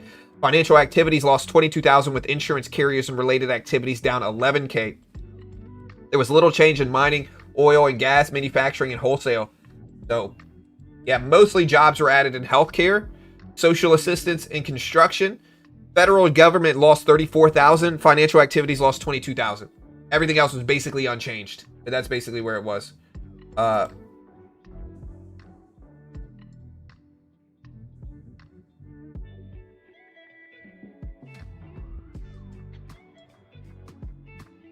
Again, what a crazy print. It's over bears. Market has gone up a little bit. We'll see if this data holds now, but the market has gone up. Yeah, I mean, rate cut odds are going to drop here. Why? Because we have less need to stimulate the economy if jobs are good. It's just a lot of these contradict the other numbers that we've seen, is what I see here. And again, I'm not complaining. Odds of rate cuts are down to 19.5%. They were at 22%. This is probably going to change a little bit more. Depends on how long it's holding, but yeah. So again, most of these jobs are gained in healthcare specifically. So most of this is gained in healthcare. Yeah. And again, do me a favor, guys. Give me a follow on x.com at Beginner Trades. We do post all of this stuff live. You can check it out right here. Give me a follow at Beginner Trades. There you go. You can check it out. We appreciate it. I'm trying to grow my X page. So help your boy out. We cover this data as soon as it comes out too. You're welcome. And we appreciate it. Thank you. We are going to trade. Good day for selling. June rate cut changed by 32%. Did it really? You don't think we're going to cut in June now? They don't think we're going to cut in June? Oh, no. I mean, it's still 75 to 80% likely that we cut in June. Or we cut 25 basis points by June, I should say. It could be in April, could be next month. Again, the inflation data is going to show us an interesting number here, though. So Friday, we do have CPI inflation data, Consumer Price Index inflation data, Friday. So again, Friday, we have CPI inflation data going live, and that's a big report.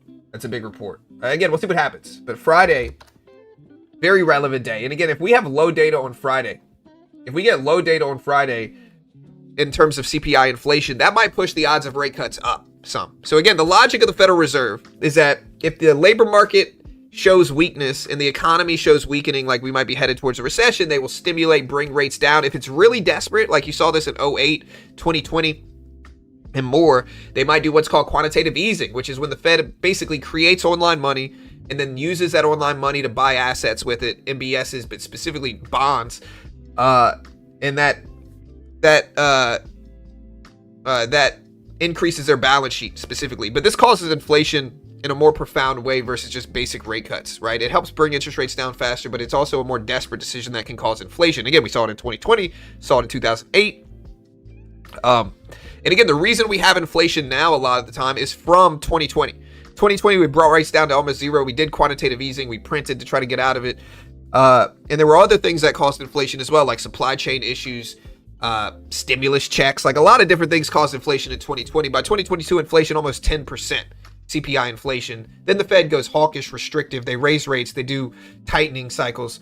They do quantitative tightening where they basically let their assets in their balance sheet mature and run off, reducing their balance sheet over time. And this slowed inflation. But once inflation spikes, the reason inflation is so scary is because once it spikes, we're stuck with it. Very rarely does inflation literally go down. It just slows down. And so a lot of the inflation that people are still complaining about now is not really because the inflation rate is sky high at 2.5 or 3%. It's because we're still stuck with those high prices from 2022. And so leading into Friday's inflation report, we'll see what happens. But Friday's inflation report should be interesting. And again, we'll see what happens here. See what happens. It's a very interesting market right now leading into all this stuff. Yeah, I might buy this dip on the NASDAQ here. Should I buy this dip? Maybe I'll buy the SPY right here. You know what? I will. Hold on. Oh, wait. I need to change this. How many shares of the SPY? No. I gotta mark it in, mark it out. There we go.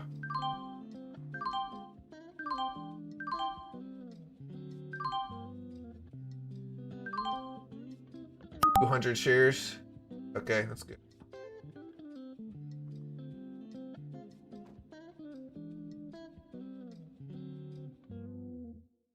All right, we got a little spike here. Let's see if this continues to ride up.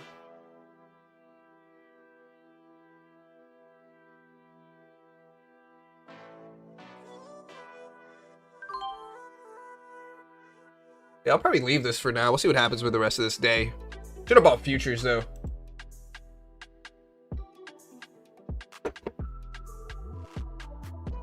What does that number mean exactly? What number? 130,000 jobs? It means way stronger than expected jobs here. Way stronger than expected. It's a little scalp. I gotta find something else to trade.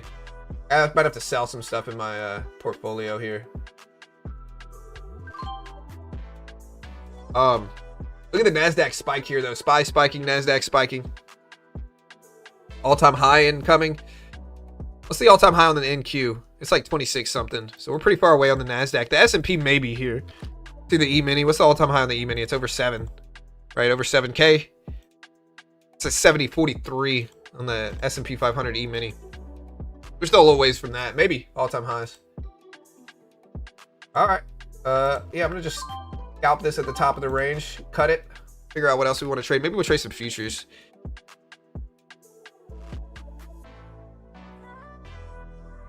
Fake numbers. Yeah, honestly, I'm not saying I agree with you, but they're a little suspect, I think. You know, maybe they're right. Maybe they won't get revised later. You know, maybe.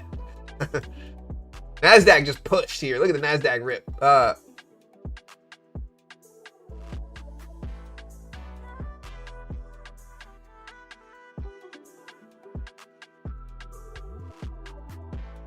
Again, I'm still watching the Fed watch tool to see if these odds of rates are going to change here. I'm still watching this. We'll see. Yeah, we got almost 4,000 people here. Yeah, look at the odds of a rate cut decrease down. The odds of a rate cut in March have gone from 22, 23% down to 6% right now. So the odds of a rate cut in March have decreased substantially relative to what they were prior to this report coming out. So we are at less than 6% odds of a rate cut in March now. Which I gotta say, you understand it. Again, yields are gonna be up, rate cut odds are gonna be down. Bond prices are going to be down. Yeah, doubt the number is accurate. Are these numbers accurate here? I asked people, are you happy with the recent 130,000 NFT print? We got 60-40 basically saying yes. We'll ask a very simple question to the chat. Are these numbers accurate? Will they revise these numbers later on down the line? That's the question. Are these numbers accurate? Put yes or no in the chat, depending on what you agree with.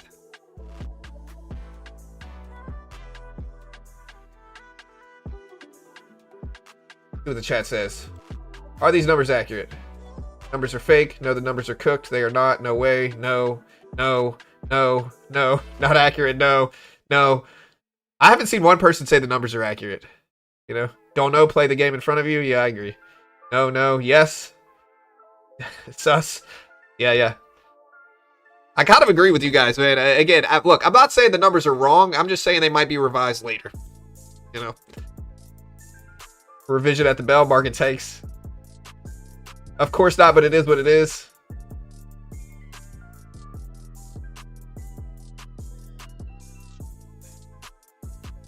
Oh, yeah.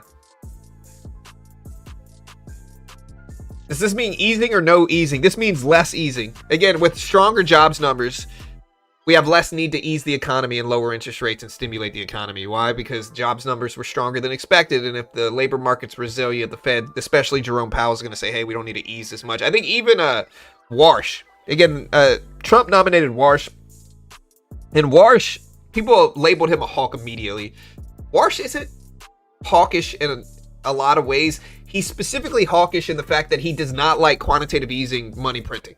He does not like QE. And honestly, I kind of agree with Warsh in that context. I think QE can make inflation. If you're fearful of inflation, if your argument against rate cuts is that you're fearful of inflation, you know, small 25 basis point cuts gradually is not going to spike inflation. They are not going to spike inflation like you think they are. What might spike inflation if we turn on the money printing machine again, right? And so in that context, Warsh is right, I believe, in that, you know, we can lower interest rates relatively safely, but when we start printing, that's when we got problems. And Warsh is not wrong about that. Again, I'm not really political. I don't like either side. You know, none of that stuff matters to me. I'm just looking at it logically. Quantitative easing and money printing can make inflation spike. And so I think Warsh is probably going to come in, be more willing to cut interest rates, less willing to print. And I'm not even disagreeing with that strategy. I think that might be a sound strategy. Again, historically, Warsh was hawkish. A lot of people said he feared inflation. So, you know, maybe he's not going to be as likely to cut as some of the other nominees that were potentially out there. But I'm not really mad at somebody that's like, okay, well, like, let's not print money. We can lower interest rates. Let's just not turn the money printing machine on, you know. Well, yeah, eventually we're going to do quantitative easing.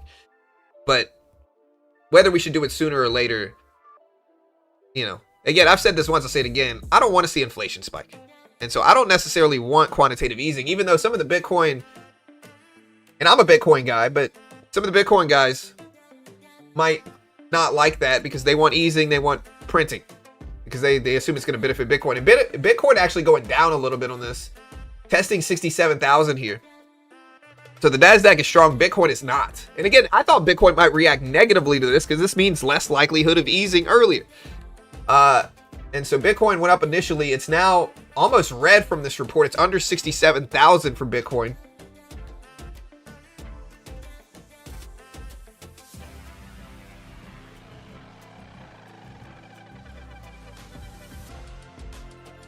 Yeah, look at Bitcoin fall here, guys. So Bitcoin at 66K right now.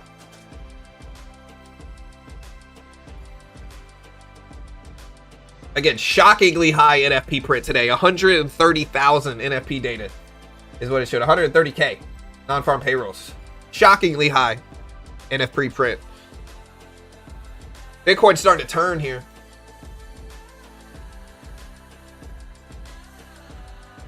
High growth, low inflation.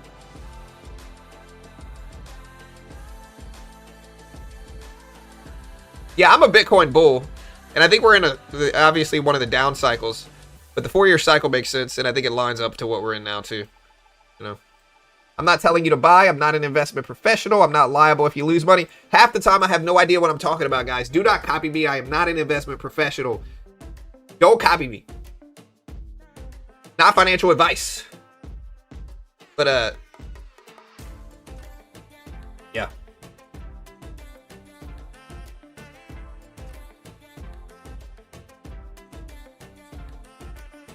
Data hit a Goldilocks sweet spot. It was strong enough to dismiss fears of an imminent recession, but not so hot that it would force the Fed to aggressively raise rates. Yeah, 100%. 100%. I agree. I think if we saw this payroll print a year and a half ago, people might not like it at all. Like, people might react negatively to this and assume it's weak, because we had some really high, like, okay, a few years ago when inflation was like out of control, we had some really hot inflation prints excuse me, that made the market dump on these high payroll prints. I mean, we had some really high payroll prints that made the market panic and dump. And so, but this market that fears weakening jobs data over the last week has liked this report clearly.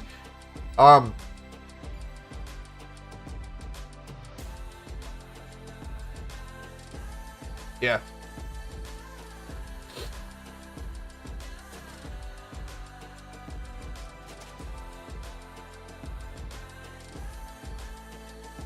Oh, dude, my sinuses are still messed up. Look at the NASDAQ, though, guys. NASDAQ is running here.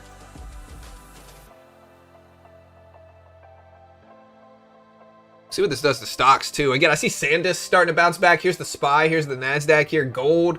Again, obviously, gold tends to benefit from uncertainty and fear. And so gold originally react negatively, but it's not really down that much here. Not really down that much. Again, Bitcoin, on the other hand, has started to turn, but it's basically flat from this report here as well. So here's Bitcoin. It's essentially flat.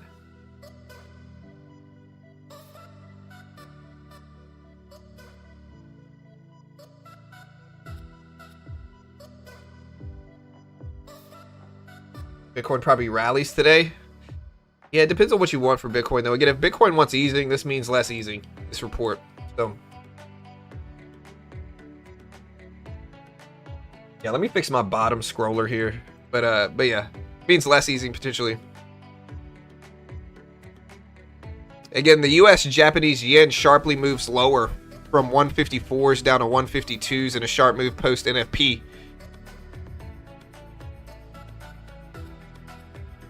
Again, the U6 unemployment rate was actually lower than previously as well. Last time it showed up at 8.4. This time it showed up at 8. So lower.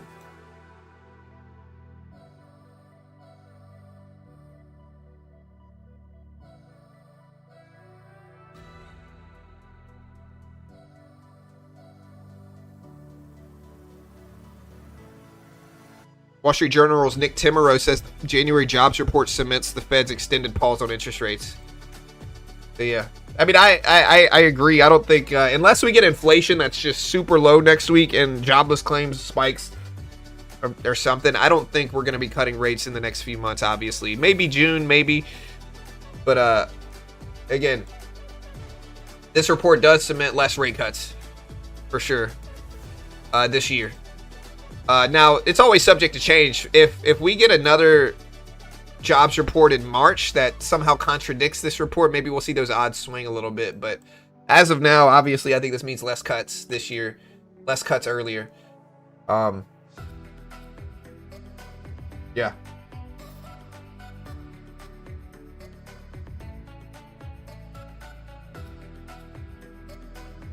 we'll see what happens here, chat. We'll see what happens. But yeah. We are going to day trade the opening bell live in about 30 minutes. So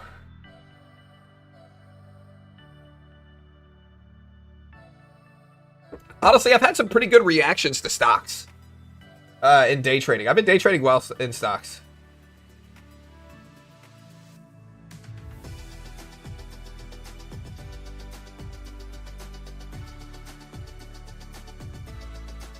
Powell's not gone yet. What I'm curious about, generally, Powell does what's called the semi-annual monetary policy report. Twice a year, once in February, once later on. I haven't seen the schedule for that yet, and I'm curious to see if Powell's even going to do it because of all the, the subpoena regarding the Fed building, like all that stuff going on. I'm curious to see what Powell says here. I haven't seen the schedule. I haven't seen them schedule the semi-annual monetary policy report. So, I appreciate all the follows on X.com. Thank you, Jason, Yoga, Roberto, and Peanut. Thank you, my friends. I appreciate the love. Shout out to AG. Appreciate the follow there as well. Arturo, thank you, man.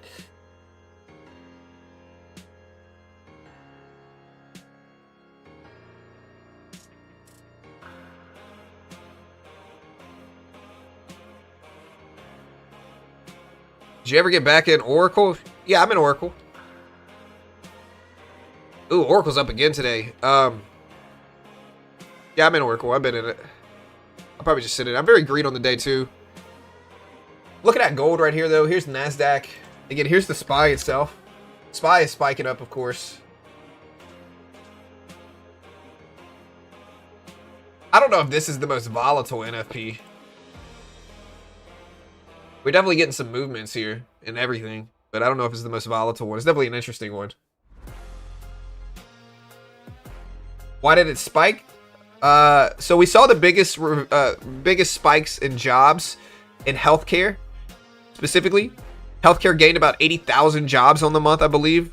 Let me make sure this is right. I believe it's about 80,000 jobs. Yeah, healthcare gained 82,000 jobs, which included ambulatory services at 50,000 plus jobs, hospitals at 18,000 plus jobs, nursing and residential care up 13,000. And so again, non-farm payroll showed 130,000 versus expected 70K. Previously was 50K. Way stronger than the 60 to 70K expected.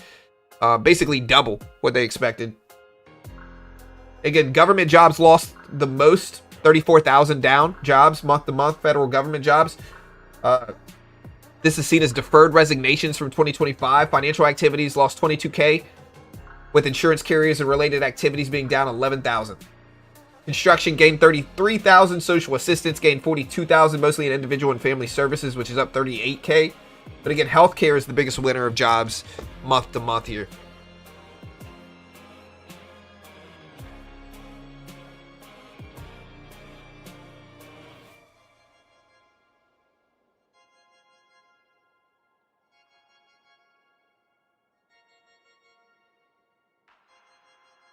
Hey, thank you, Peanut. Happy to follow. Listen to your stream every morning while taking care of the baby. Thank you so much. Appreciate it.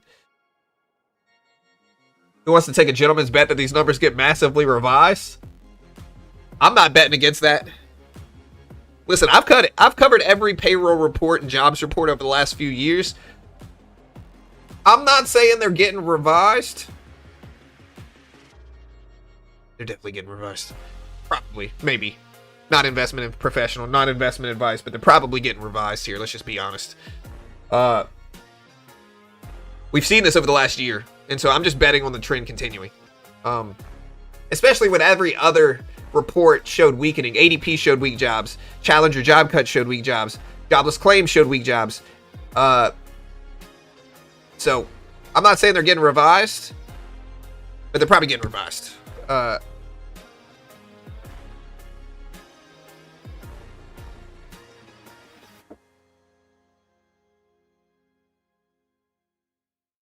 Actually, let's do a poll on this. We got less than 30 minutes. Let's do a poll on this.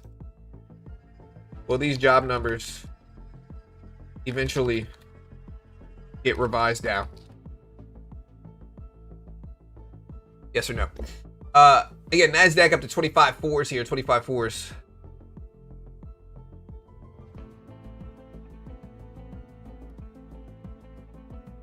Yeah, so far.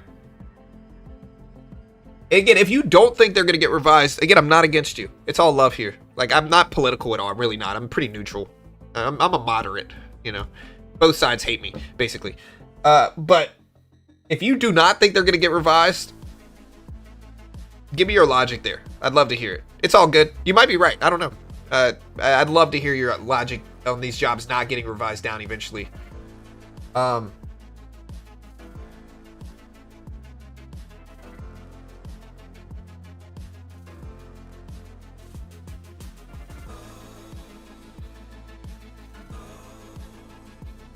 I hate shorting.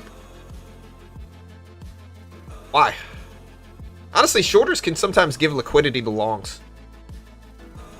I don't think you should hate shorters if you're on the long side. You should kind of appreciate them most of the time, unless you're in like a low float stock. Those can sometimes get beaten down, but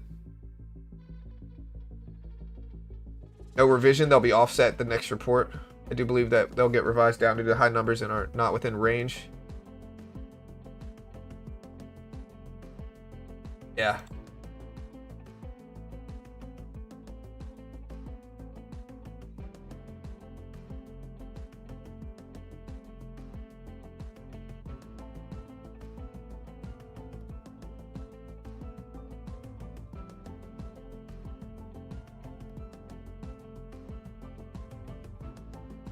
Again, so far 75-25. 75% think the numbers you do eventually get revised down.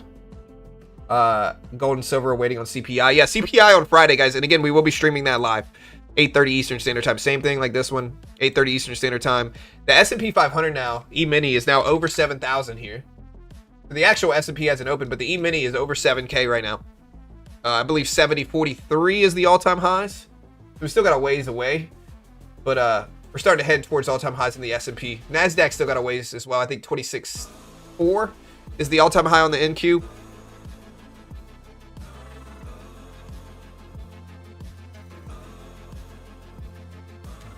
Are you still saying I look like Sam Darnold? Or Darnold? Or whatever, however you pronounce his name.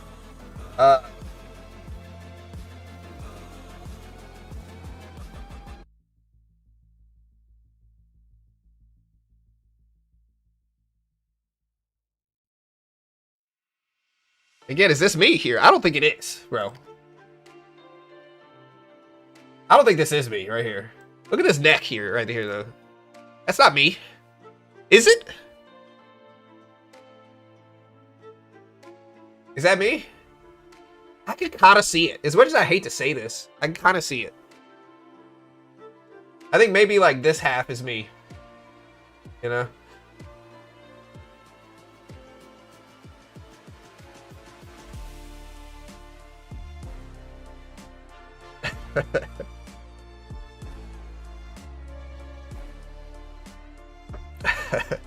Yeah, hey, listen, it's okay. I accept it. Better than some of the things people say I look like.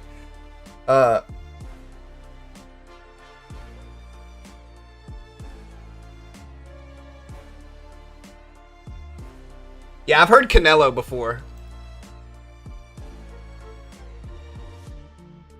Apparently people think I'm ginger.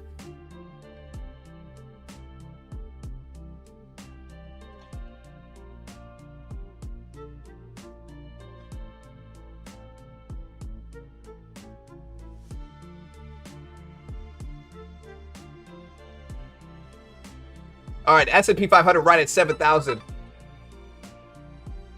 Where's my phone?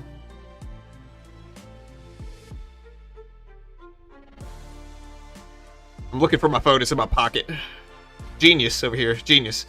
All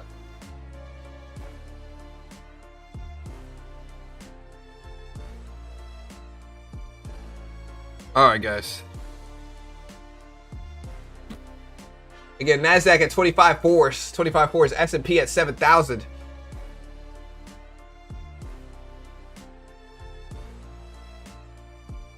I've heard Paul Felder. If you believe job numbers are cooked, not saying they are or aren't, why would a revision not be? I mean, I can't argue with that logic either. But again, like I said, I've covered every major payroll report over the last 2 years. They almost always get revised. Almost always. It's not a certainty. It's just probable looking at historical trends. Like that's what I'm saying. So again, 75-26 or 74-26 right now. Yes, no on the poll.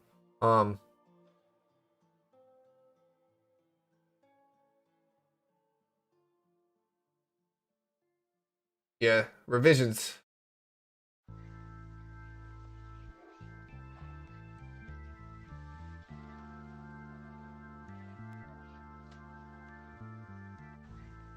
Baker Mayfield? I don't really see Baker Mayfield, bro.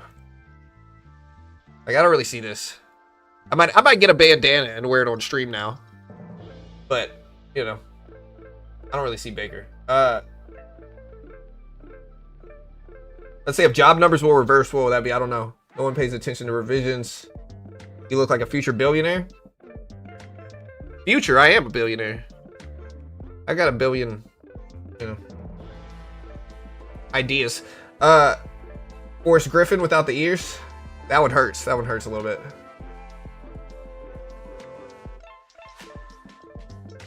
Do we pull back now? NASDAQ up, S&P up, gold down. Markets are high after this payroll report. We have 20 minutes left until the market opens. Do we pull back now? Again, NFP data showed shockingly high numbers at 130,000. Is Bitcoin flying? Did it bounce? It is flying. Wow, look at Bitcoin here. Bitcoin up to 68,000. Bitcoin said, no, we're not going down. We're going up.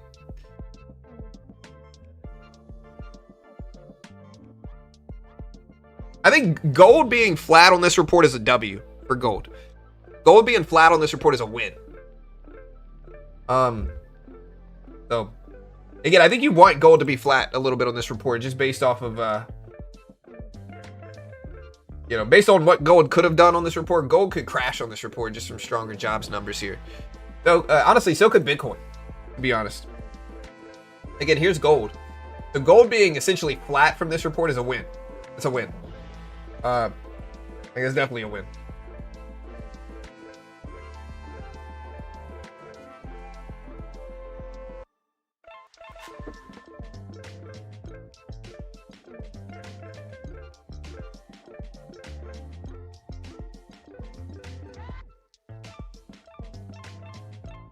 I'm a ginger Javier Bardem. Bro, I'm not ginger. Does my hair look red to you guys? Hold on. Wait. Never in my life have I been called a ginger. Apparently on stream I look like a redhead. They call me Canelo, you know? They call me Sam Darnold.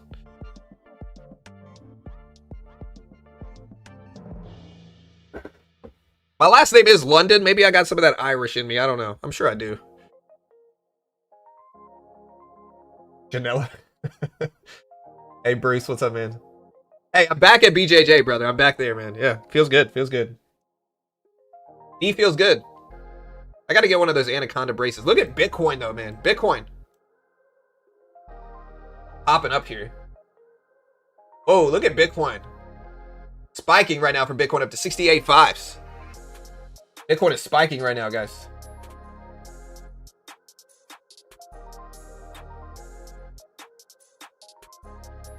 Here it says jobs report was blowout, private jobs above expectations.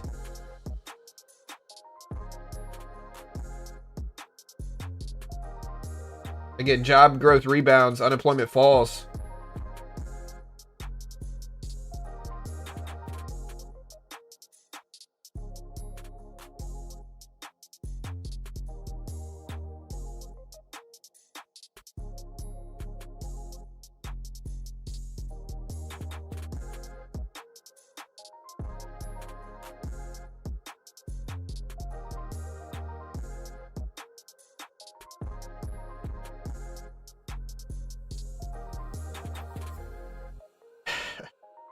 A touch of ginge. Yeah, hey, maybe. Alright, guys. Alright.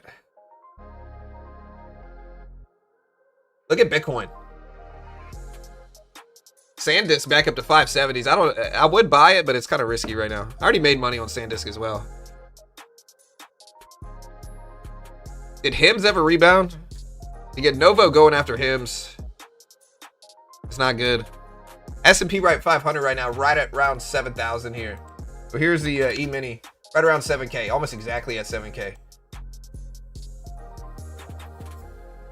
Are you hosting Nebius earnings tomorrow? No, I'm not. I usually just do Mag 7 earnings, brother. Sorry.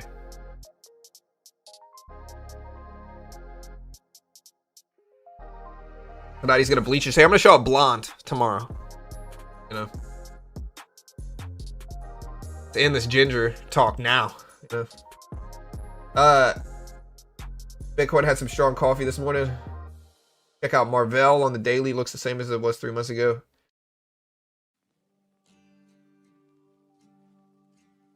All right, Chad. We have 18 minutes left. 18 minutes.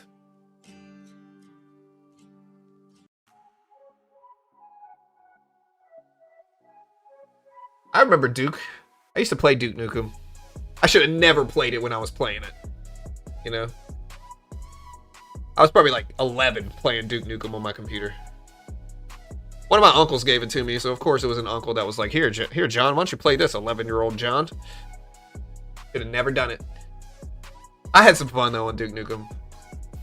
It was fun.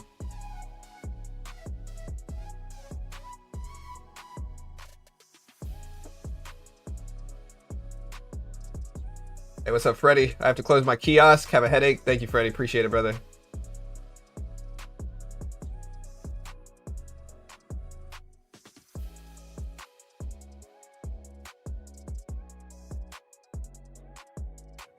All right, we are going to trade today. I'm just kind of waiting for some of the volatility of the open. I would buy this dip. It looks almost too easy to buy, though. But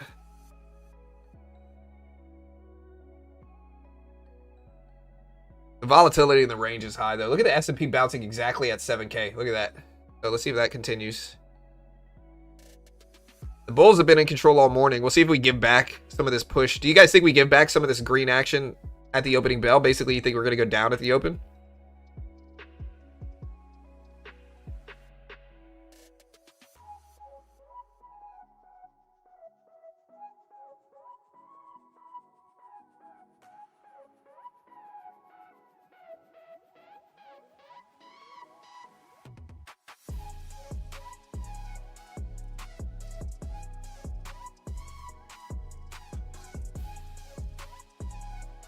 You look like Kit Harington. Is that Jon Snow, bro? I do not look like Jon Snow, dude. Nah.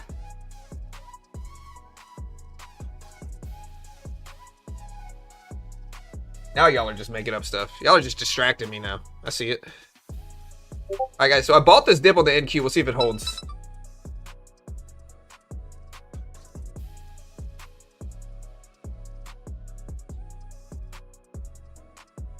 Bitcoin would dump. Yeah, I mean, Bitcoin's down a lot. Again, it's at 68.5s right now. 68.5s. Let's see if it holds. We'll see. Chat's glazing. I think they're just trying to distract me, realistically. I don't know. The Forrest Griffin one definitely wasn't glazing. You know. Alright, guys. Opening bell. 14 minutes.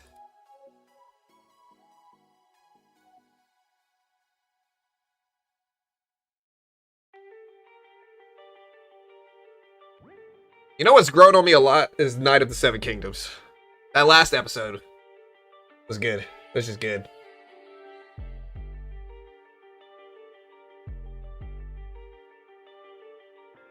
Alright, 14 minutes left. Again, I did buy a little bit of the NASDAQ here. So we're in a little bit of the NASDAQ. Very small. Want to see if we bounce. We'll give it time. Want to see if it bounces. Again, we'll give it time. I'll come back to this, but we are in the NQ right now. We are going to trade the open more actively, of course. I'm just trying to wait for some of that movement here. Yeah, you know Femi. Honestly, super good. I was the last 2 episodes got me really, you know, it started a little slow. Last 2 episodes, I'm like, all right, this is good.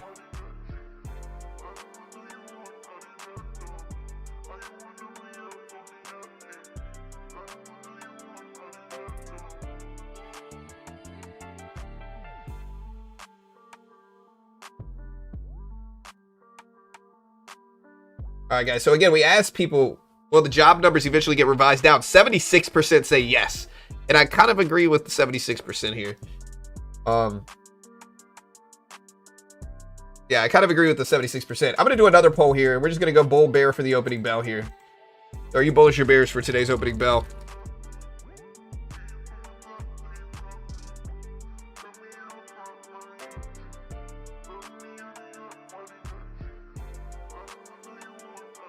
Again, are you bullish or bearish for the opening bell? This poll is about to go live now.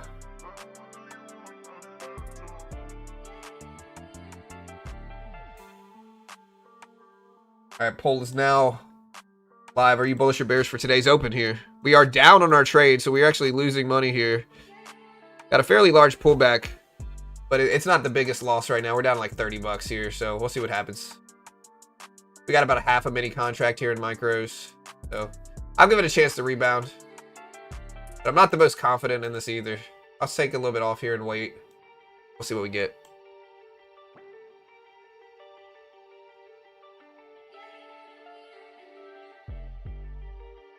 Yo, hit the like button. Yeah, hit the subscribe button. I appreciate it. It's a fake report.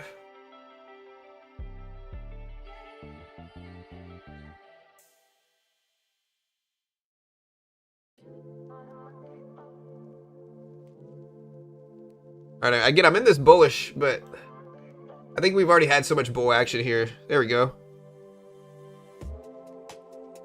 All right, we're taking some profit on this futures trade. We're about flat on the day right now, but I think after we end this, we'll be slightly green at least.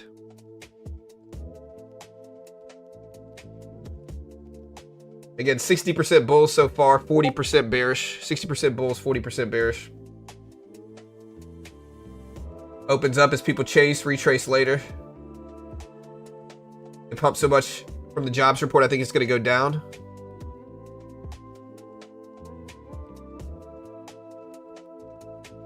Kramer effect with the data. What did Kramer say?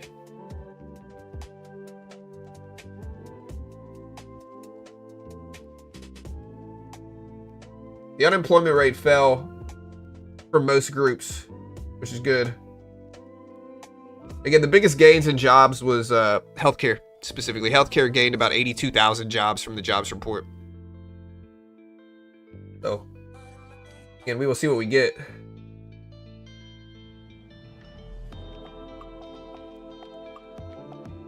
What about a mustard shot or push-ups? Dude, we had a racket going for a while, bro. We had a racket. Some know, some remember. I used to charge people $1 a push-up. One day I did like 500 push-ups, 400 push-ups, I think it was a lot. I stayed up and I had to stay through like 1 or 2 p.m. You know? I'm getting too old for that though. I don't have time for that anymore. You know?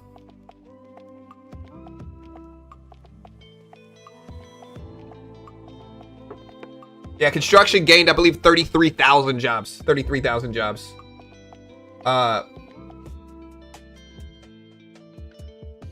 Again, we're going to be trading the opening bell in less than 10 minutes here. Let's see what we get.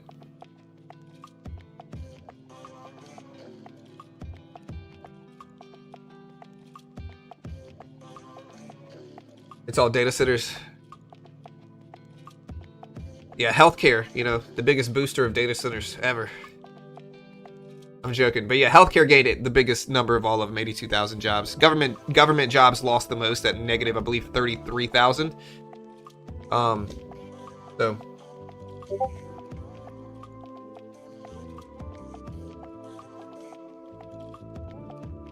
you should have made it $10 or $5 a push up. $1 is crazy. I mean, this was pre-inflation of the 2020s. I think this was like 2019 we were doing this. It was pre-inflation, so $1 was worth a lot more back then. You know, good old days. All right, so we're seeing Bitcoin start to dip here. Bitcoin down to 68K. Nasdaq still holding fairly well, though.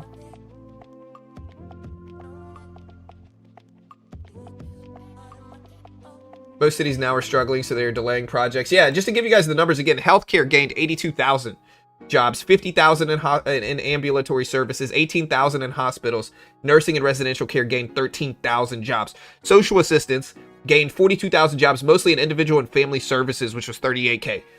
Construction gained 33,000, driven by non-residential specialty trade contractors at 25K plus for them. The biggest loser of this was federal government jobs, down 34,000. Deferred resignations from last year continue to roll off payrolls, is what this is. Financial activities also lost 22,000. Insurance carriers and related activities lost 11K. Everything else was basically flat. It was virtually flat. So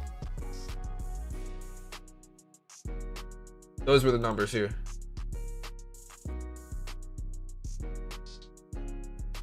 Oh, the market did react well, but it's starting to kind of creep down now. What we're seeing here. So again, the market reacted well, but it's starting to creep down. At least in Bitcoin is. Bitcoin falling back down under 68,000 right now for Bitcoin. So Bitcoin just dropped under 68K.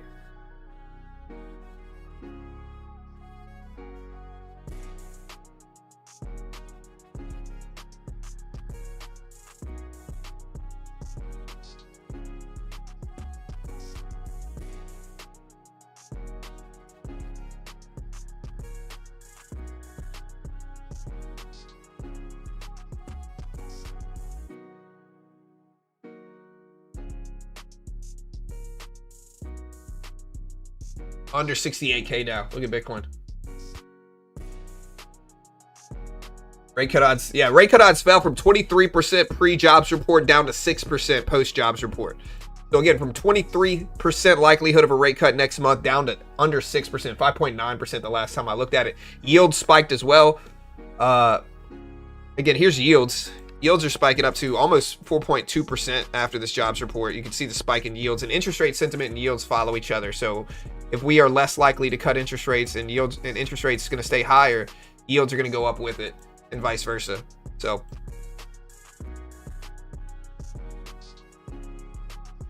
tech stock, specifically Nvidia, over 190s again. I mean, NASDAQ is tech, basically. I mean, it's tech and everything else. So NASDAQ going up, Nvidia going up. You know, most tech stocks are going to be going up on this report, even if it's slight. But the net effect has been positive.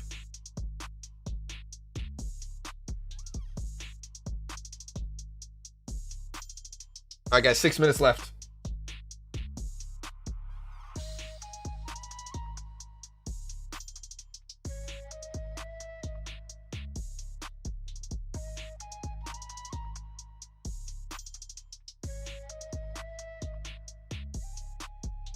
Yeah, yields up to 4.19% right now, 4.19.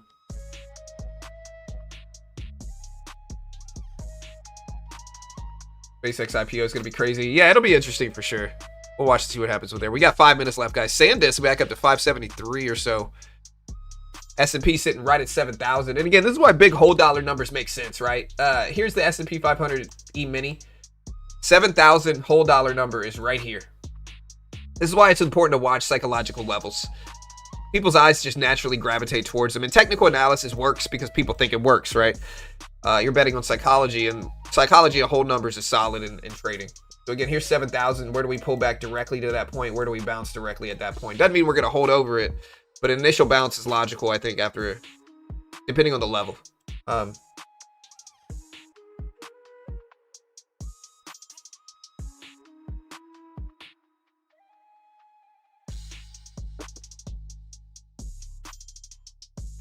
Yeah, Bitcoin pulling back a little bit at 68,000. Let's see if it holds there.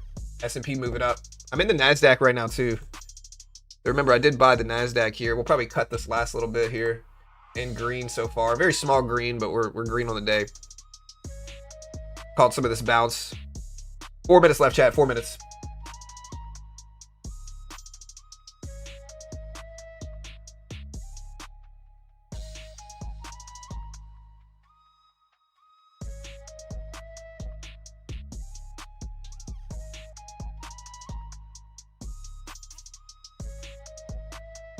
All right, SanDisk starting to head up. Again, 4 minutes left until the opening bell. We'll see what we get. Unemployment was low too, man.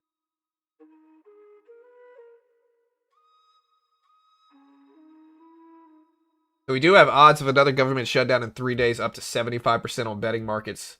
Again, it's just a partial shutdown. It doesn't include economic data like the previous two. So it's not really going to impact me much. But, yeah. Odds of government shutdown up to 75% now. It's just DHS, Department of Homeland Security, which includes ICE and others. So that's what's going on.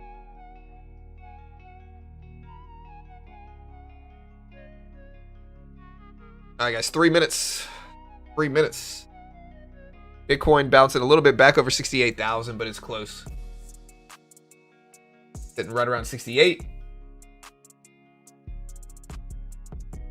Amazon, Meta, Snow, Taiwan Semiconductors.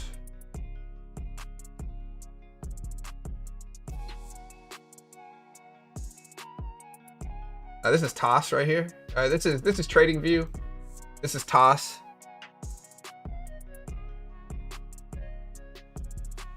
Oh yeah, single stock futures launching by. I saw that single stock futures are coming. I think that's great. Honestly, that's nice.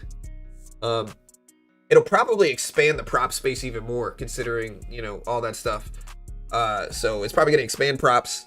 It's gonna be good for traders. Instead of having to trade the Nasdaq, you can trade Nvidia or Apple or whatever, and I think that's a great thing. They used to have single stock futures. Quad witching used to be stock options, index options, stock futures, single stock futures, and index futures. Now it's just technically triple witching because they took away single stock futures.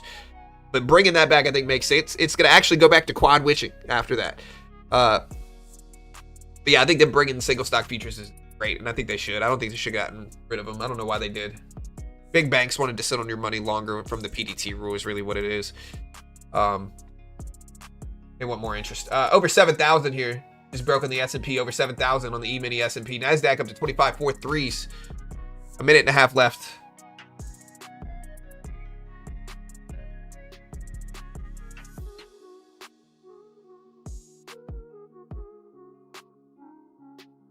Yeah, Robinhood is down. I wasn't an option on Robinhood, but I ended up selling it a couple days ago at the open, and it looks like that was the right decision. Because, man, I think I got beat up. Bad revenue miss for Robinhood, Bitcoin related.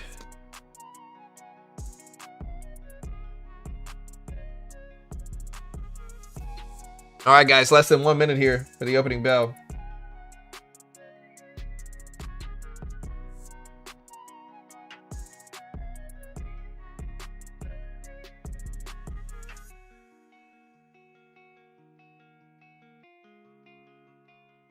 $35 seconds until the open.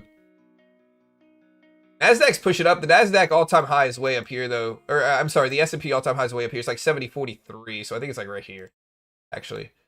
So I think this is the all-time high in the S&P. So we still got a ways. Way up here. Yeah, 70.40, right? So we still got a little ways, but again, S&P, Nasdaq up big on a shockingly high payroll report. Low unemployment, strong payroll data, making people optimistic, I guess, here. And it's time for the opening bell. There's the bell. If that's delayed for you, hit the live button next to the play button, put it at 2x speed. You should catch up to the stream if that's delayed. So, yeah, if that's delayed. All right, guys, so far at the opening bell, we're watching NVIDIA. SanDisk is up a little bit at the opening bell. Again, NVIDIA pulling down a little bit at the open. Here's NVIDIA.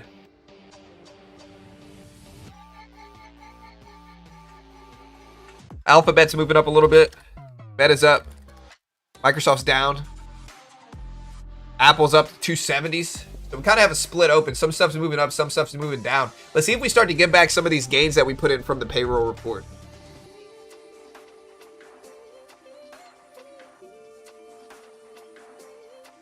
Yeah. Are you guys red or green on the day? Let me know. I'm green, but...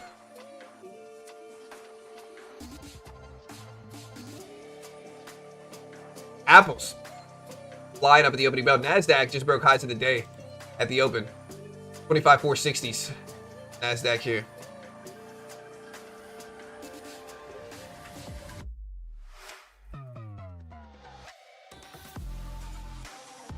And SanDisk just went up to 608s right now for SanDisk. Look at SNDK. Memory provider.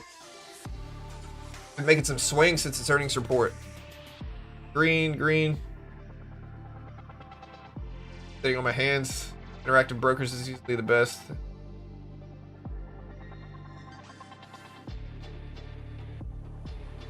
Oh no, I like TOS. If we're talking stocks, I like TOS.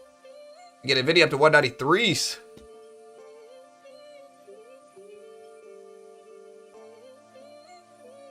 Retraced all the way back down. Though I gotta wait at least 4 minutes to trade before I get into some stuff here, just for risk management reasons.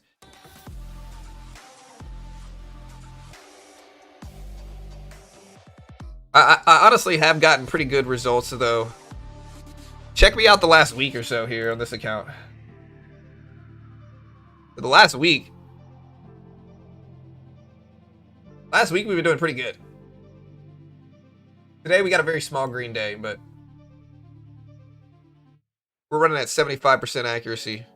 Or no, actually, I'm sorry, that's not 75% accurate. It's mostly longs. 75% long trades. About 25% shorts. All right, NASDAQ starting to turn. NVIDIA testing the VWAP here. NASDAQ's coming back down some. Again, gold, flat. Bitcoin, kind of following the market here for Bitcoin. TOS is Thinkorswim. TD Ameritrade. It's a platform, not a broker.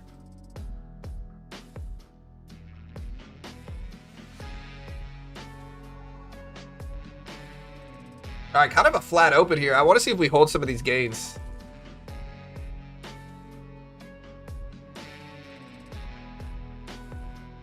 Small green playing it safe. Are the results good? I mean, they're good for jobs in the economy. If they're legit.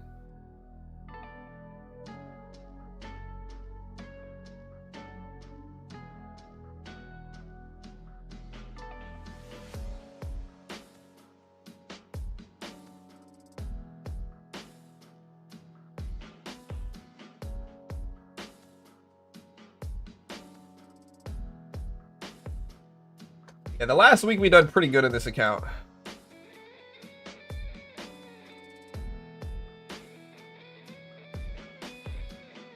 That's not bad for a week.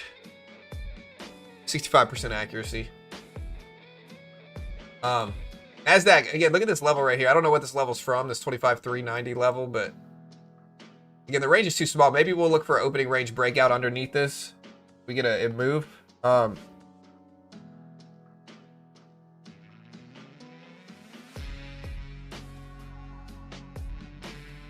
These numbers are strange, bro. Yeah, I mean, a lot of people think they're going to get revised later. If we continue the historical trend, I mean, that might happen, but it's hard to tell. Are yields falling down? Hold on, let me see. Yeah, yields are starting to decrease some too relative to where they were. Look at 10-year treasury yields. They're starting to come down now. Apple is giving back some. So there's the opening range breakout on the downside here. Bitcoin falling down some. Maybe I'll short some of this. I gotta be careful because we could just get in a trap here. We have a little bit of green. I'm gonna add some to this. Start to break down some. There we go. All right, we're gonna cut, there, cut. All right, so you can see we're up about $121 right now, 121. So we got a nice little cushion on the day. Opening range break here. See if it continues though.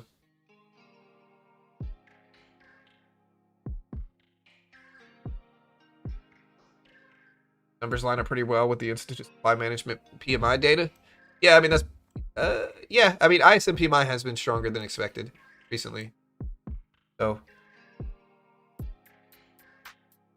NASDAQ falling down here. Again, Bitcoin dipping down too. You can see Bitcoin futures here. Bitcoin's down to 67s again. Again, the SPY itself here. Look at it. Under 7,000. The S&P 500 S&P 500 futures under 7K. Let's see if 7,000 holds support. Again, Bitcoin itself breaking here. Look at Bitcoin fall. Bitcoin falling. NASDAQ trying to get back over this level here, though. We'll see if it holds.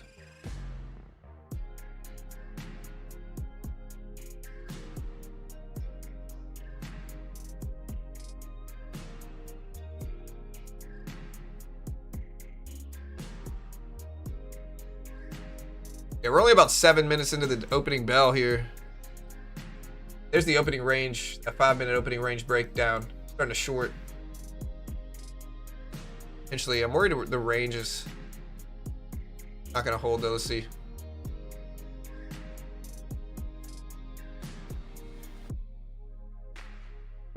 All right, so we did jump in short here. Now a little red on the remaining, but we ended in green. I just want to see if we break down some more off there.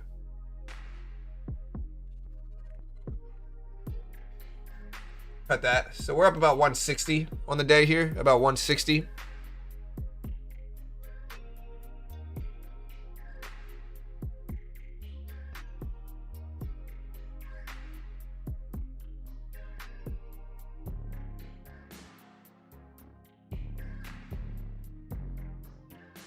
Trade some stocks here. Where's Nvidia? Nvidia looking weak.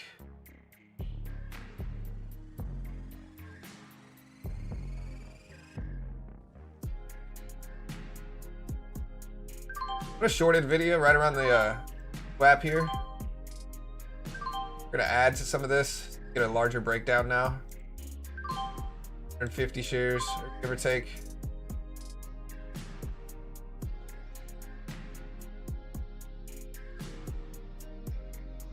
All right, we're down. We'll probably start to cut this rip.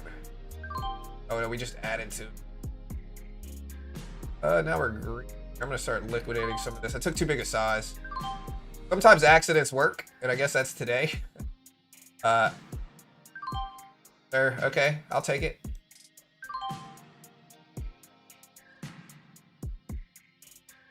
Sometimes luck is better than skill. I was trying to cover a losing position and ended up adding size and it broke down immediately. I'll cut it right here.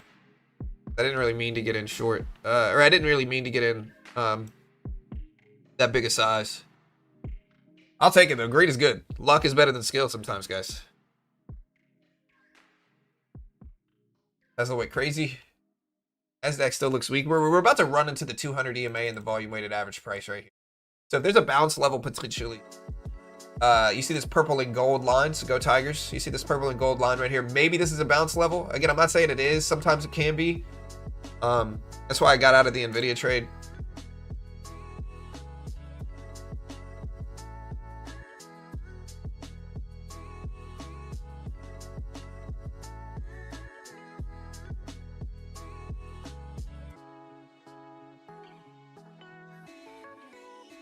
Yeah, I'll take it. I'm not going to complain about it.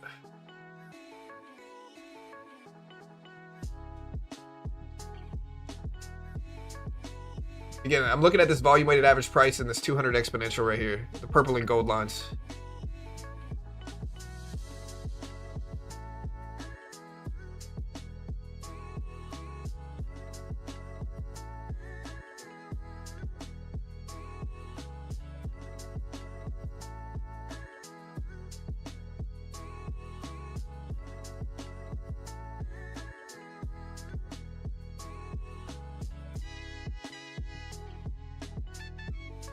See if we bounce.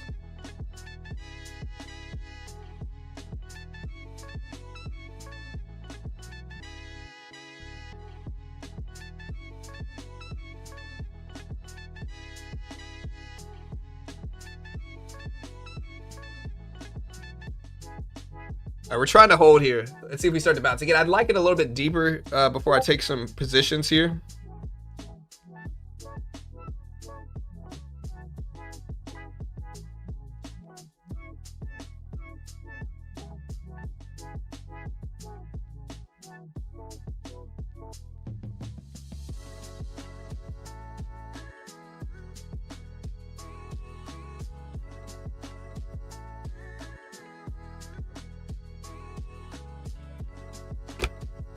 Up 3,200, Kato. Hey, good. 3,200 is good, bro. All right, guys. Again, I'm looking at these two lines right here. I'm gonna wait. Nvidia just cracked 191.25s or so, though.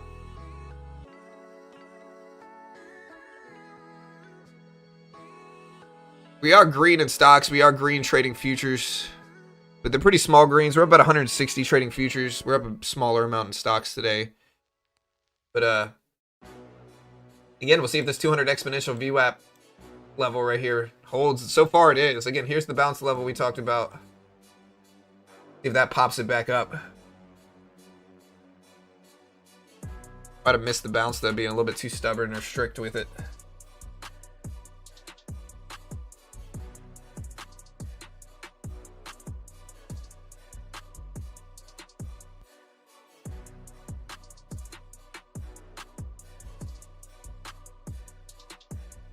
Apple is up. Yeah, see Nvidia down, Apple's green, SanDisk is up slightly. Alphabet's down. Meta's starting to push down since the opening bell. Microsoft is down since the opening bell as well. So we have some dips in tech.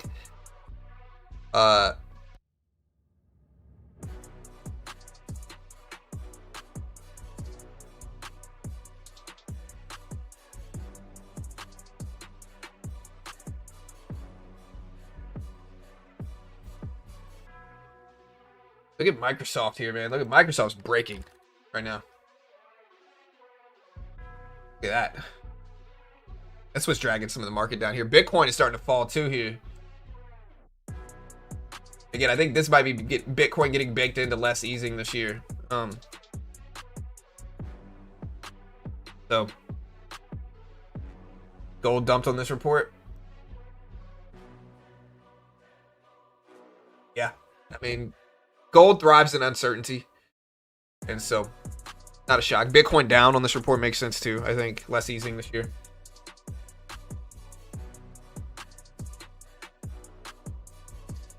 I mean, we're still net green in NASDAQ and S&P, but we definitely filled about half of the gap on the downside now.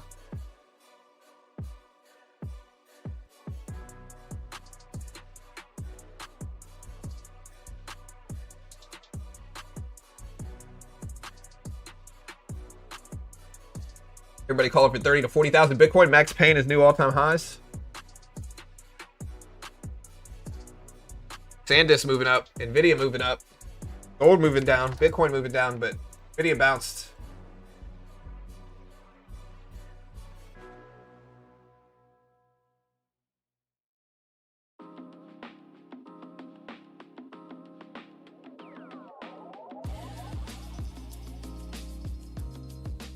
We're trying to hold here. Might buy a NASDAQ pullback here. Let's see.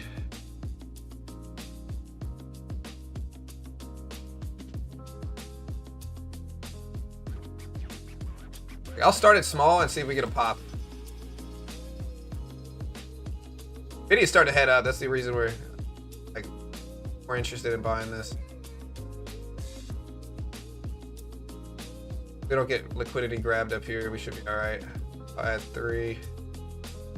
There we go. Some of that off.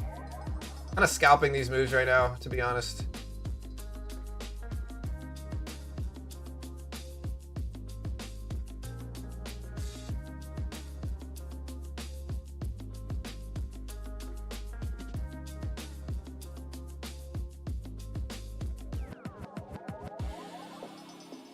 I want to give this a second. Oh.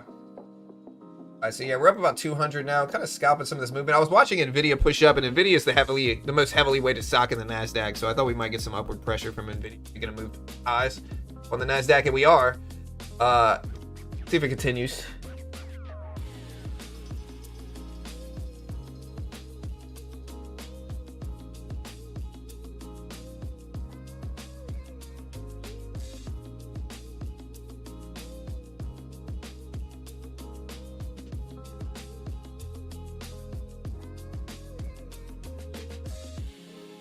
You guys think we continue back up the highs or reverse at this point in time? I think either one of them could happen. I see Nvidia testing highs of the day though, and Nvidia is the most heavily weighted stock in the market. So it could drive the Nasdaq higher. Here, let's see. And right now it is. Look at Nvidia pushing up, testing highs. Nvidia just broke highs of the day up to 193s here. Nasdaq followed it up, filled the gap back up. Here it's at 25.4s. SanDisk started to break on the upside as well, testing highs of the day. Yeah, Nvidia getting close to $200 here. We'll see if it holds though.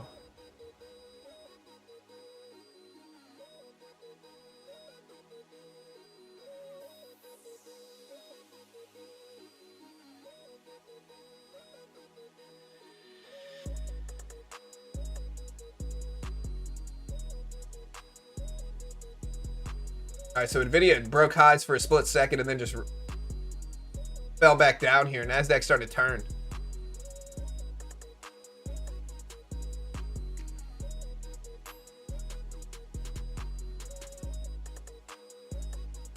Amazon, Microsoft falling back.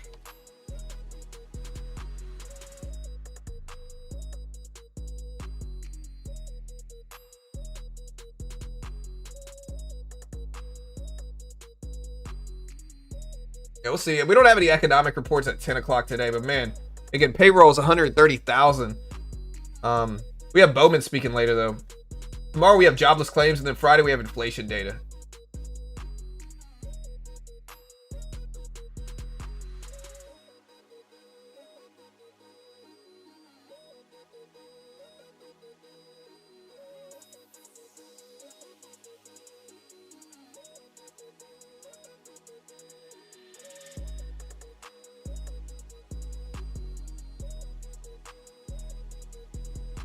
Highs will be resistance. Yeah. Get NVIDIA choppy. Really. I mean, it broke highs at the open, but it didn't hold, and now it's pulling back down. We have this kind of sideways range for NVIDIA here. We have this kind of sideways neutral activity at this point.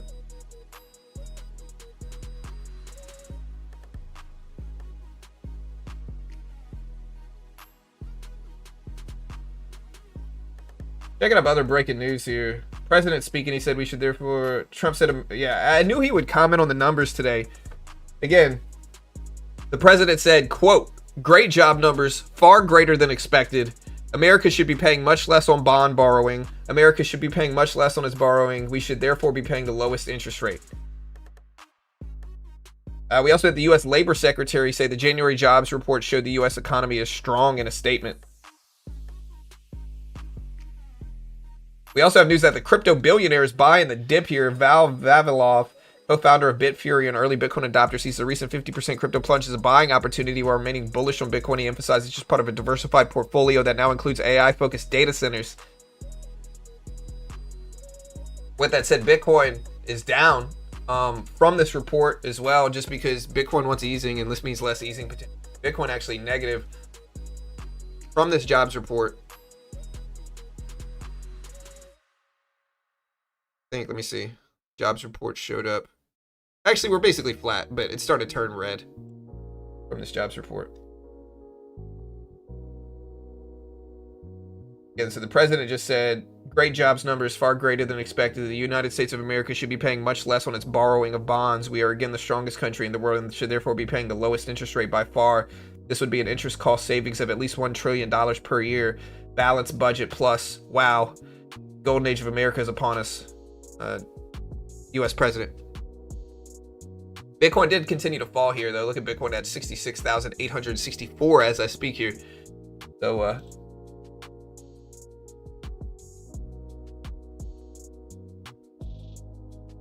don't know. NVIDIA held right there at the VWAP, though. So here's the VWAP on NVIDIA. So NVIDIA held. NASDAQ's unsure of which way to go now.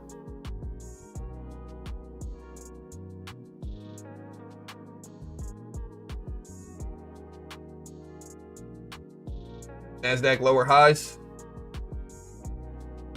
Amazon dumping. Yeah.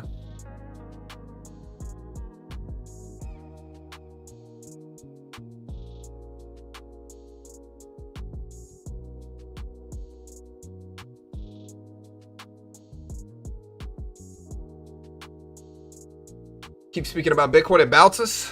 I mean, I'm a bull at Bitcoin. You know.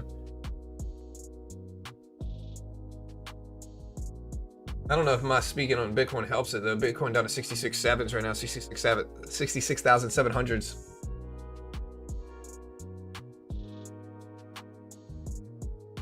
Yeah, I mean, it depends on the context, right? When I say sideways, I'm talking about the last like 10 minutes.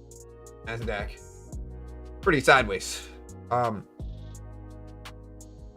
We could zoom out, and of course, we zoom out on the day, we're up on the day. NASDAQ is not sideways when we zoom out, but I'm talking about the last 10 minutes. NVIDIA kind of flat over the last 5 as well. Bitcoin's not flat though. Bitcoin's breaking down.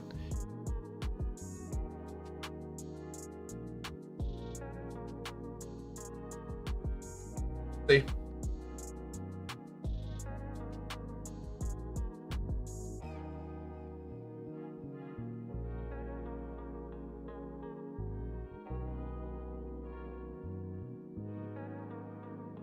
Or the NASDAQ just fell a little bit as well. Again, data today, 130,000 January non-farm payrolls. Healthcare gained 82,000 jobs. Ambulatory services gained 50K. Hospitals gained 18K. Nursing and residential care gained 13,000. Social assistance gained 42,000, mostly in individual and family services. Construction gained 33K. Federal government jobs lost 34,000 in the month. Deferred resignations from 2025 is the reason, they say. Financial activity jobs, including insurance carriers and related activities, down 22,000. So strong jobs, but the NASDAQ is starting to pull back a little bit after gaining some euphoria strength from this jobs report.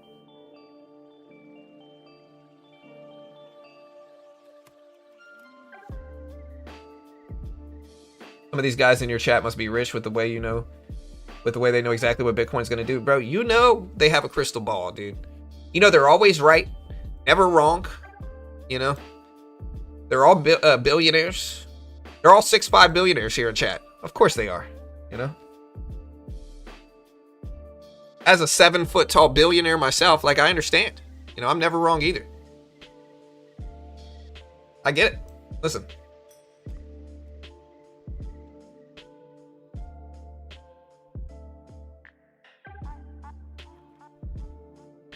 All right, guys, NASDAQ down to 25.3s here, starting to fall. NVIDIA down to 191.60s here.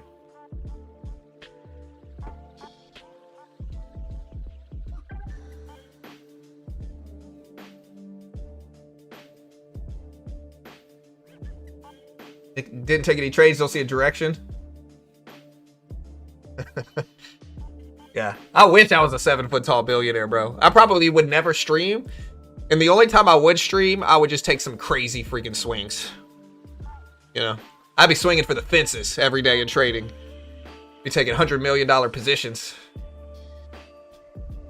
I'd be like that guy that made $100 million trading meme coins and was like, you know what? I'm not going to walk away up with $100 million. Instead, you know what? Let's gamble more. I mean, that guy should have walked away. $100 million, dude, sit down. You know, you've done it. What are you doing? Why gamble more on meme stocks or meme crypto? That makes sense to me.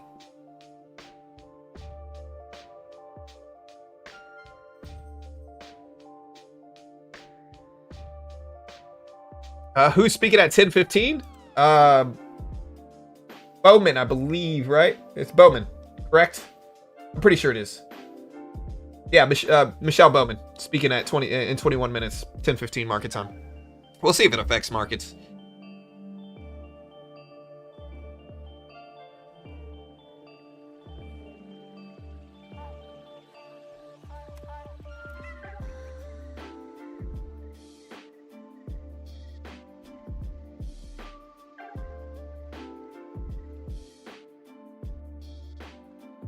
Average hourly earnings also upticked to 3.7% year over year. We didn't talk about that much at 8:30, but that was relevant too.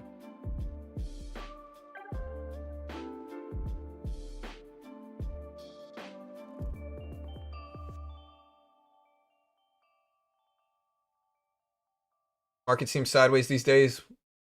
I scalp when it's sideways. Again, this price action's not good at all. I mean, obviously, but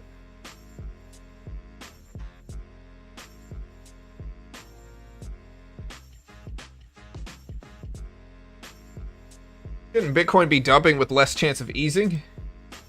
You mean like this right here? Yes. Based off of what people say they wanted regarding crypto, yes, Bitcoin should be falling down because stronger jobs means less easing, means less stimulative from Bitcoin is the logic of it. I demand a direction.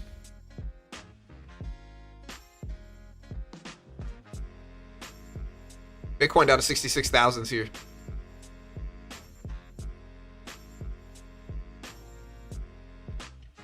Crude and gas at 10:30, not likely to make too much of a difference. Yeah, it's getting drowned out.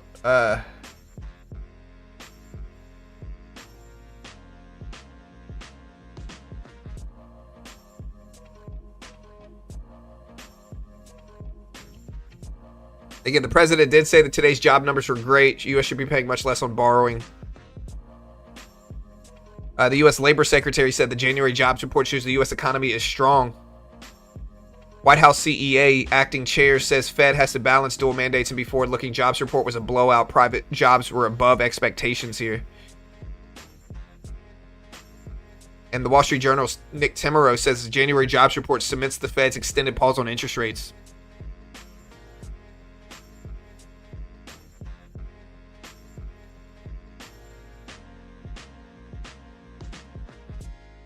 Unemployment showed up again, 4.3%. Again, Bitcoin continues to fall here. Bitcoin falling down some.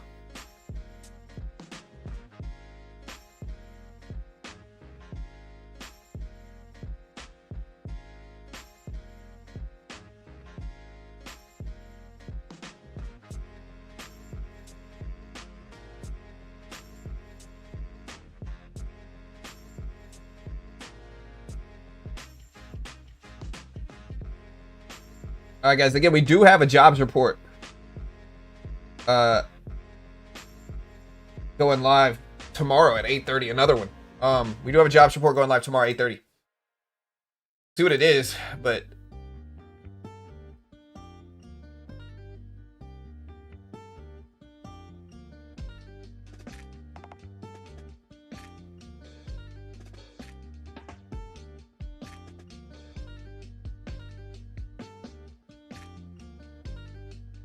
yeah, tomorrow we'll see if the jobs blowout continues here.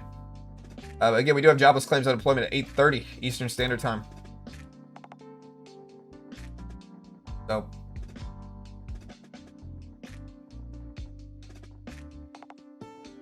it's not going to be anywhere near as influential as this report today. NASDAQ falling here down to 25 threes. 25 threes on the NASDAQ.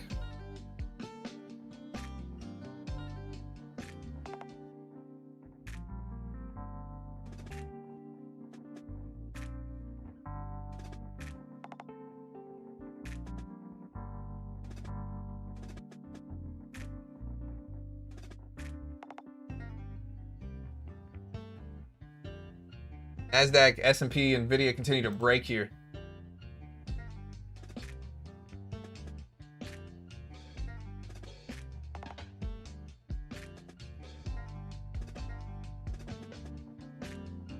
My algorithm is showing everything. That's why I like to do a liquidity sweep before moving back up. Coinbase is looking juicy. What's your favorite thing to buy right now, guys? I don't know. I don't know what mine is. We are technically green on the day somehow.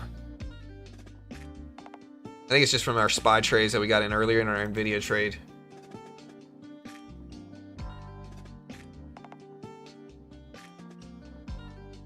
Gold, MicroStrategy, but shorting it. Coinbase and IBIT.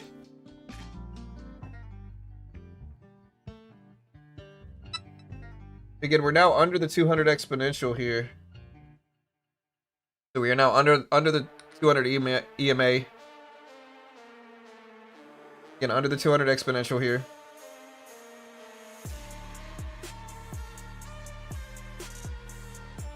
Why do people need Coinbase if ETFs are lower fees and less getting meme coins? Well, I mean, because obviously Coinbase is more versatile than ETFs. If you just want exposure, sure, get an ETF, but you can do that with anything. Same reason people buy physical gold. Same reason people, buy individual stocks. All right, we're at 25 threes here though. NASDAQ starting to break down again. Bitcoin back down to 66 fives here. And we were in Bitcoin for a long time, and I'm still in Bitcoin, but short term, who knows what's gonna happen.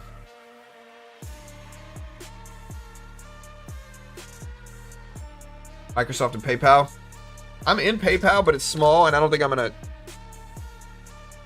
add to the position right now. Nvidia's starting to bounce here though, so look at Nvidia popping back up.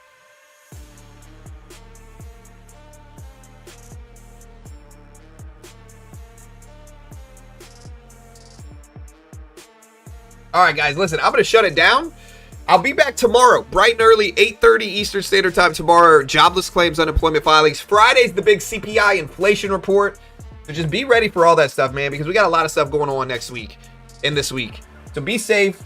Again, we had almost 4,000 people here today. I appreciate the love. Thanks for joining us today on the stream. And yeah, we'll see what happens for tomorrow's report as well. We're green. I'm probably just going to sit on my gains today. We're over 30 minutes since the opening bell. Market's kind of choppy and flat, although we are breaking down some. Just be careful today. Again, jobless claims tomorrow, and the big report coming out last at the end of this week is CPI inflation data. So just be ready, be careful. We'll see what happens. Remember, guys, I am not an investment professional. Half the time, I have no idea what I'm talking about. I might be wildly wrong about anything and everything I say. Do not copy me. Not an investment professional. Good luck. I'll see you guys tomorrow. Have a great day.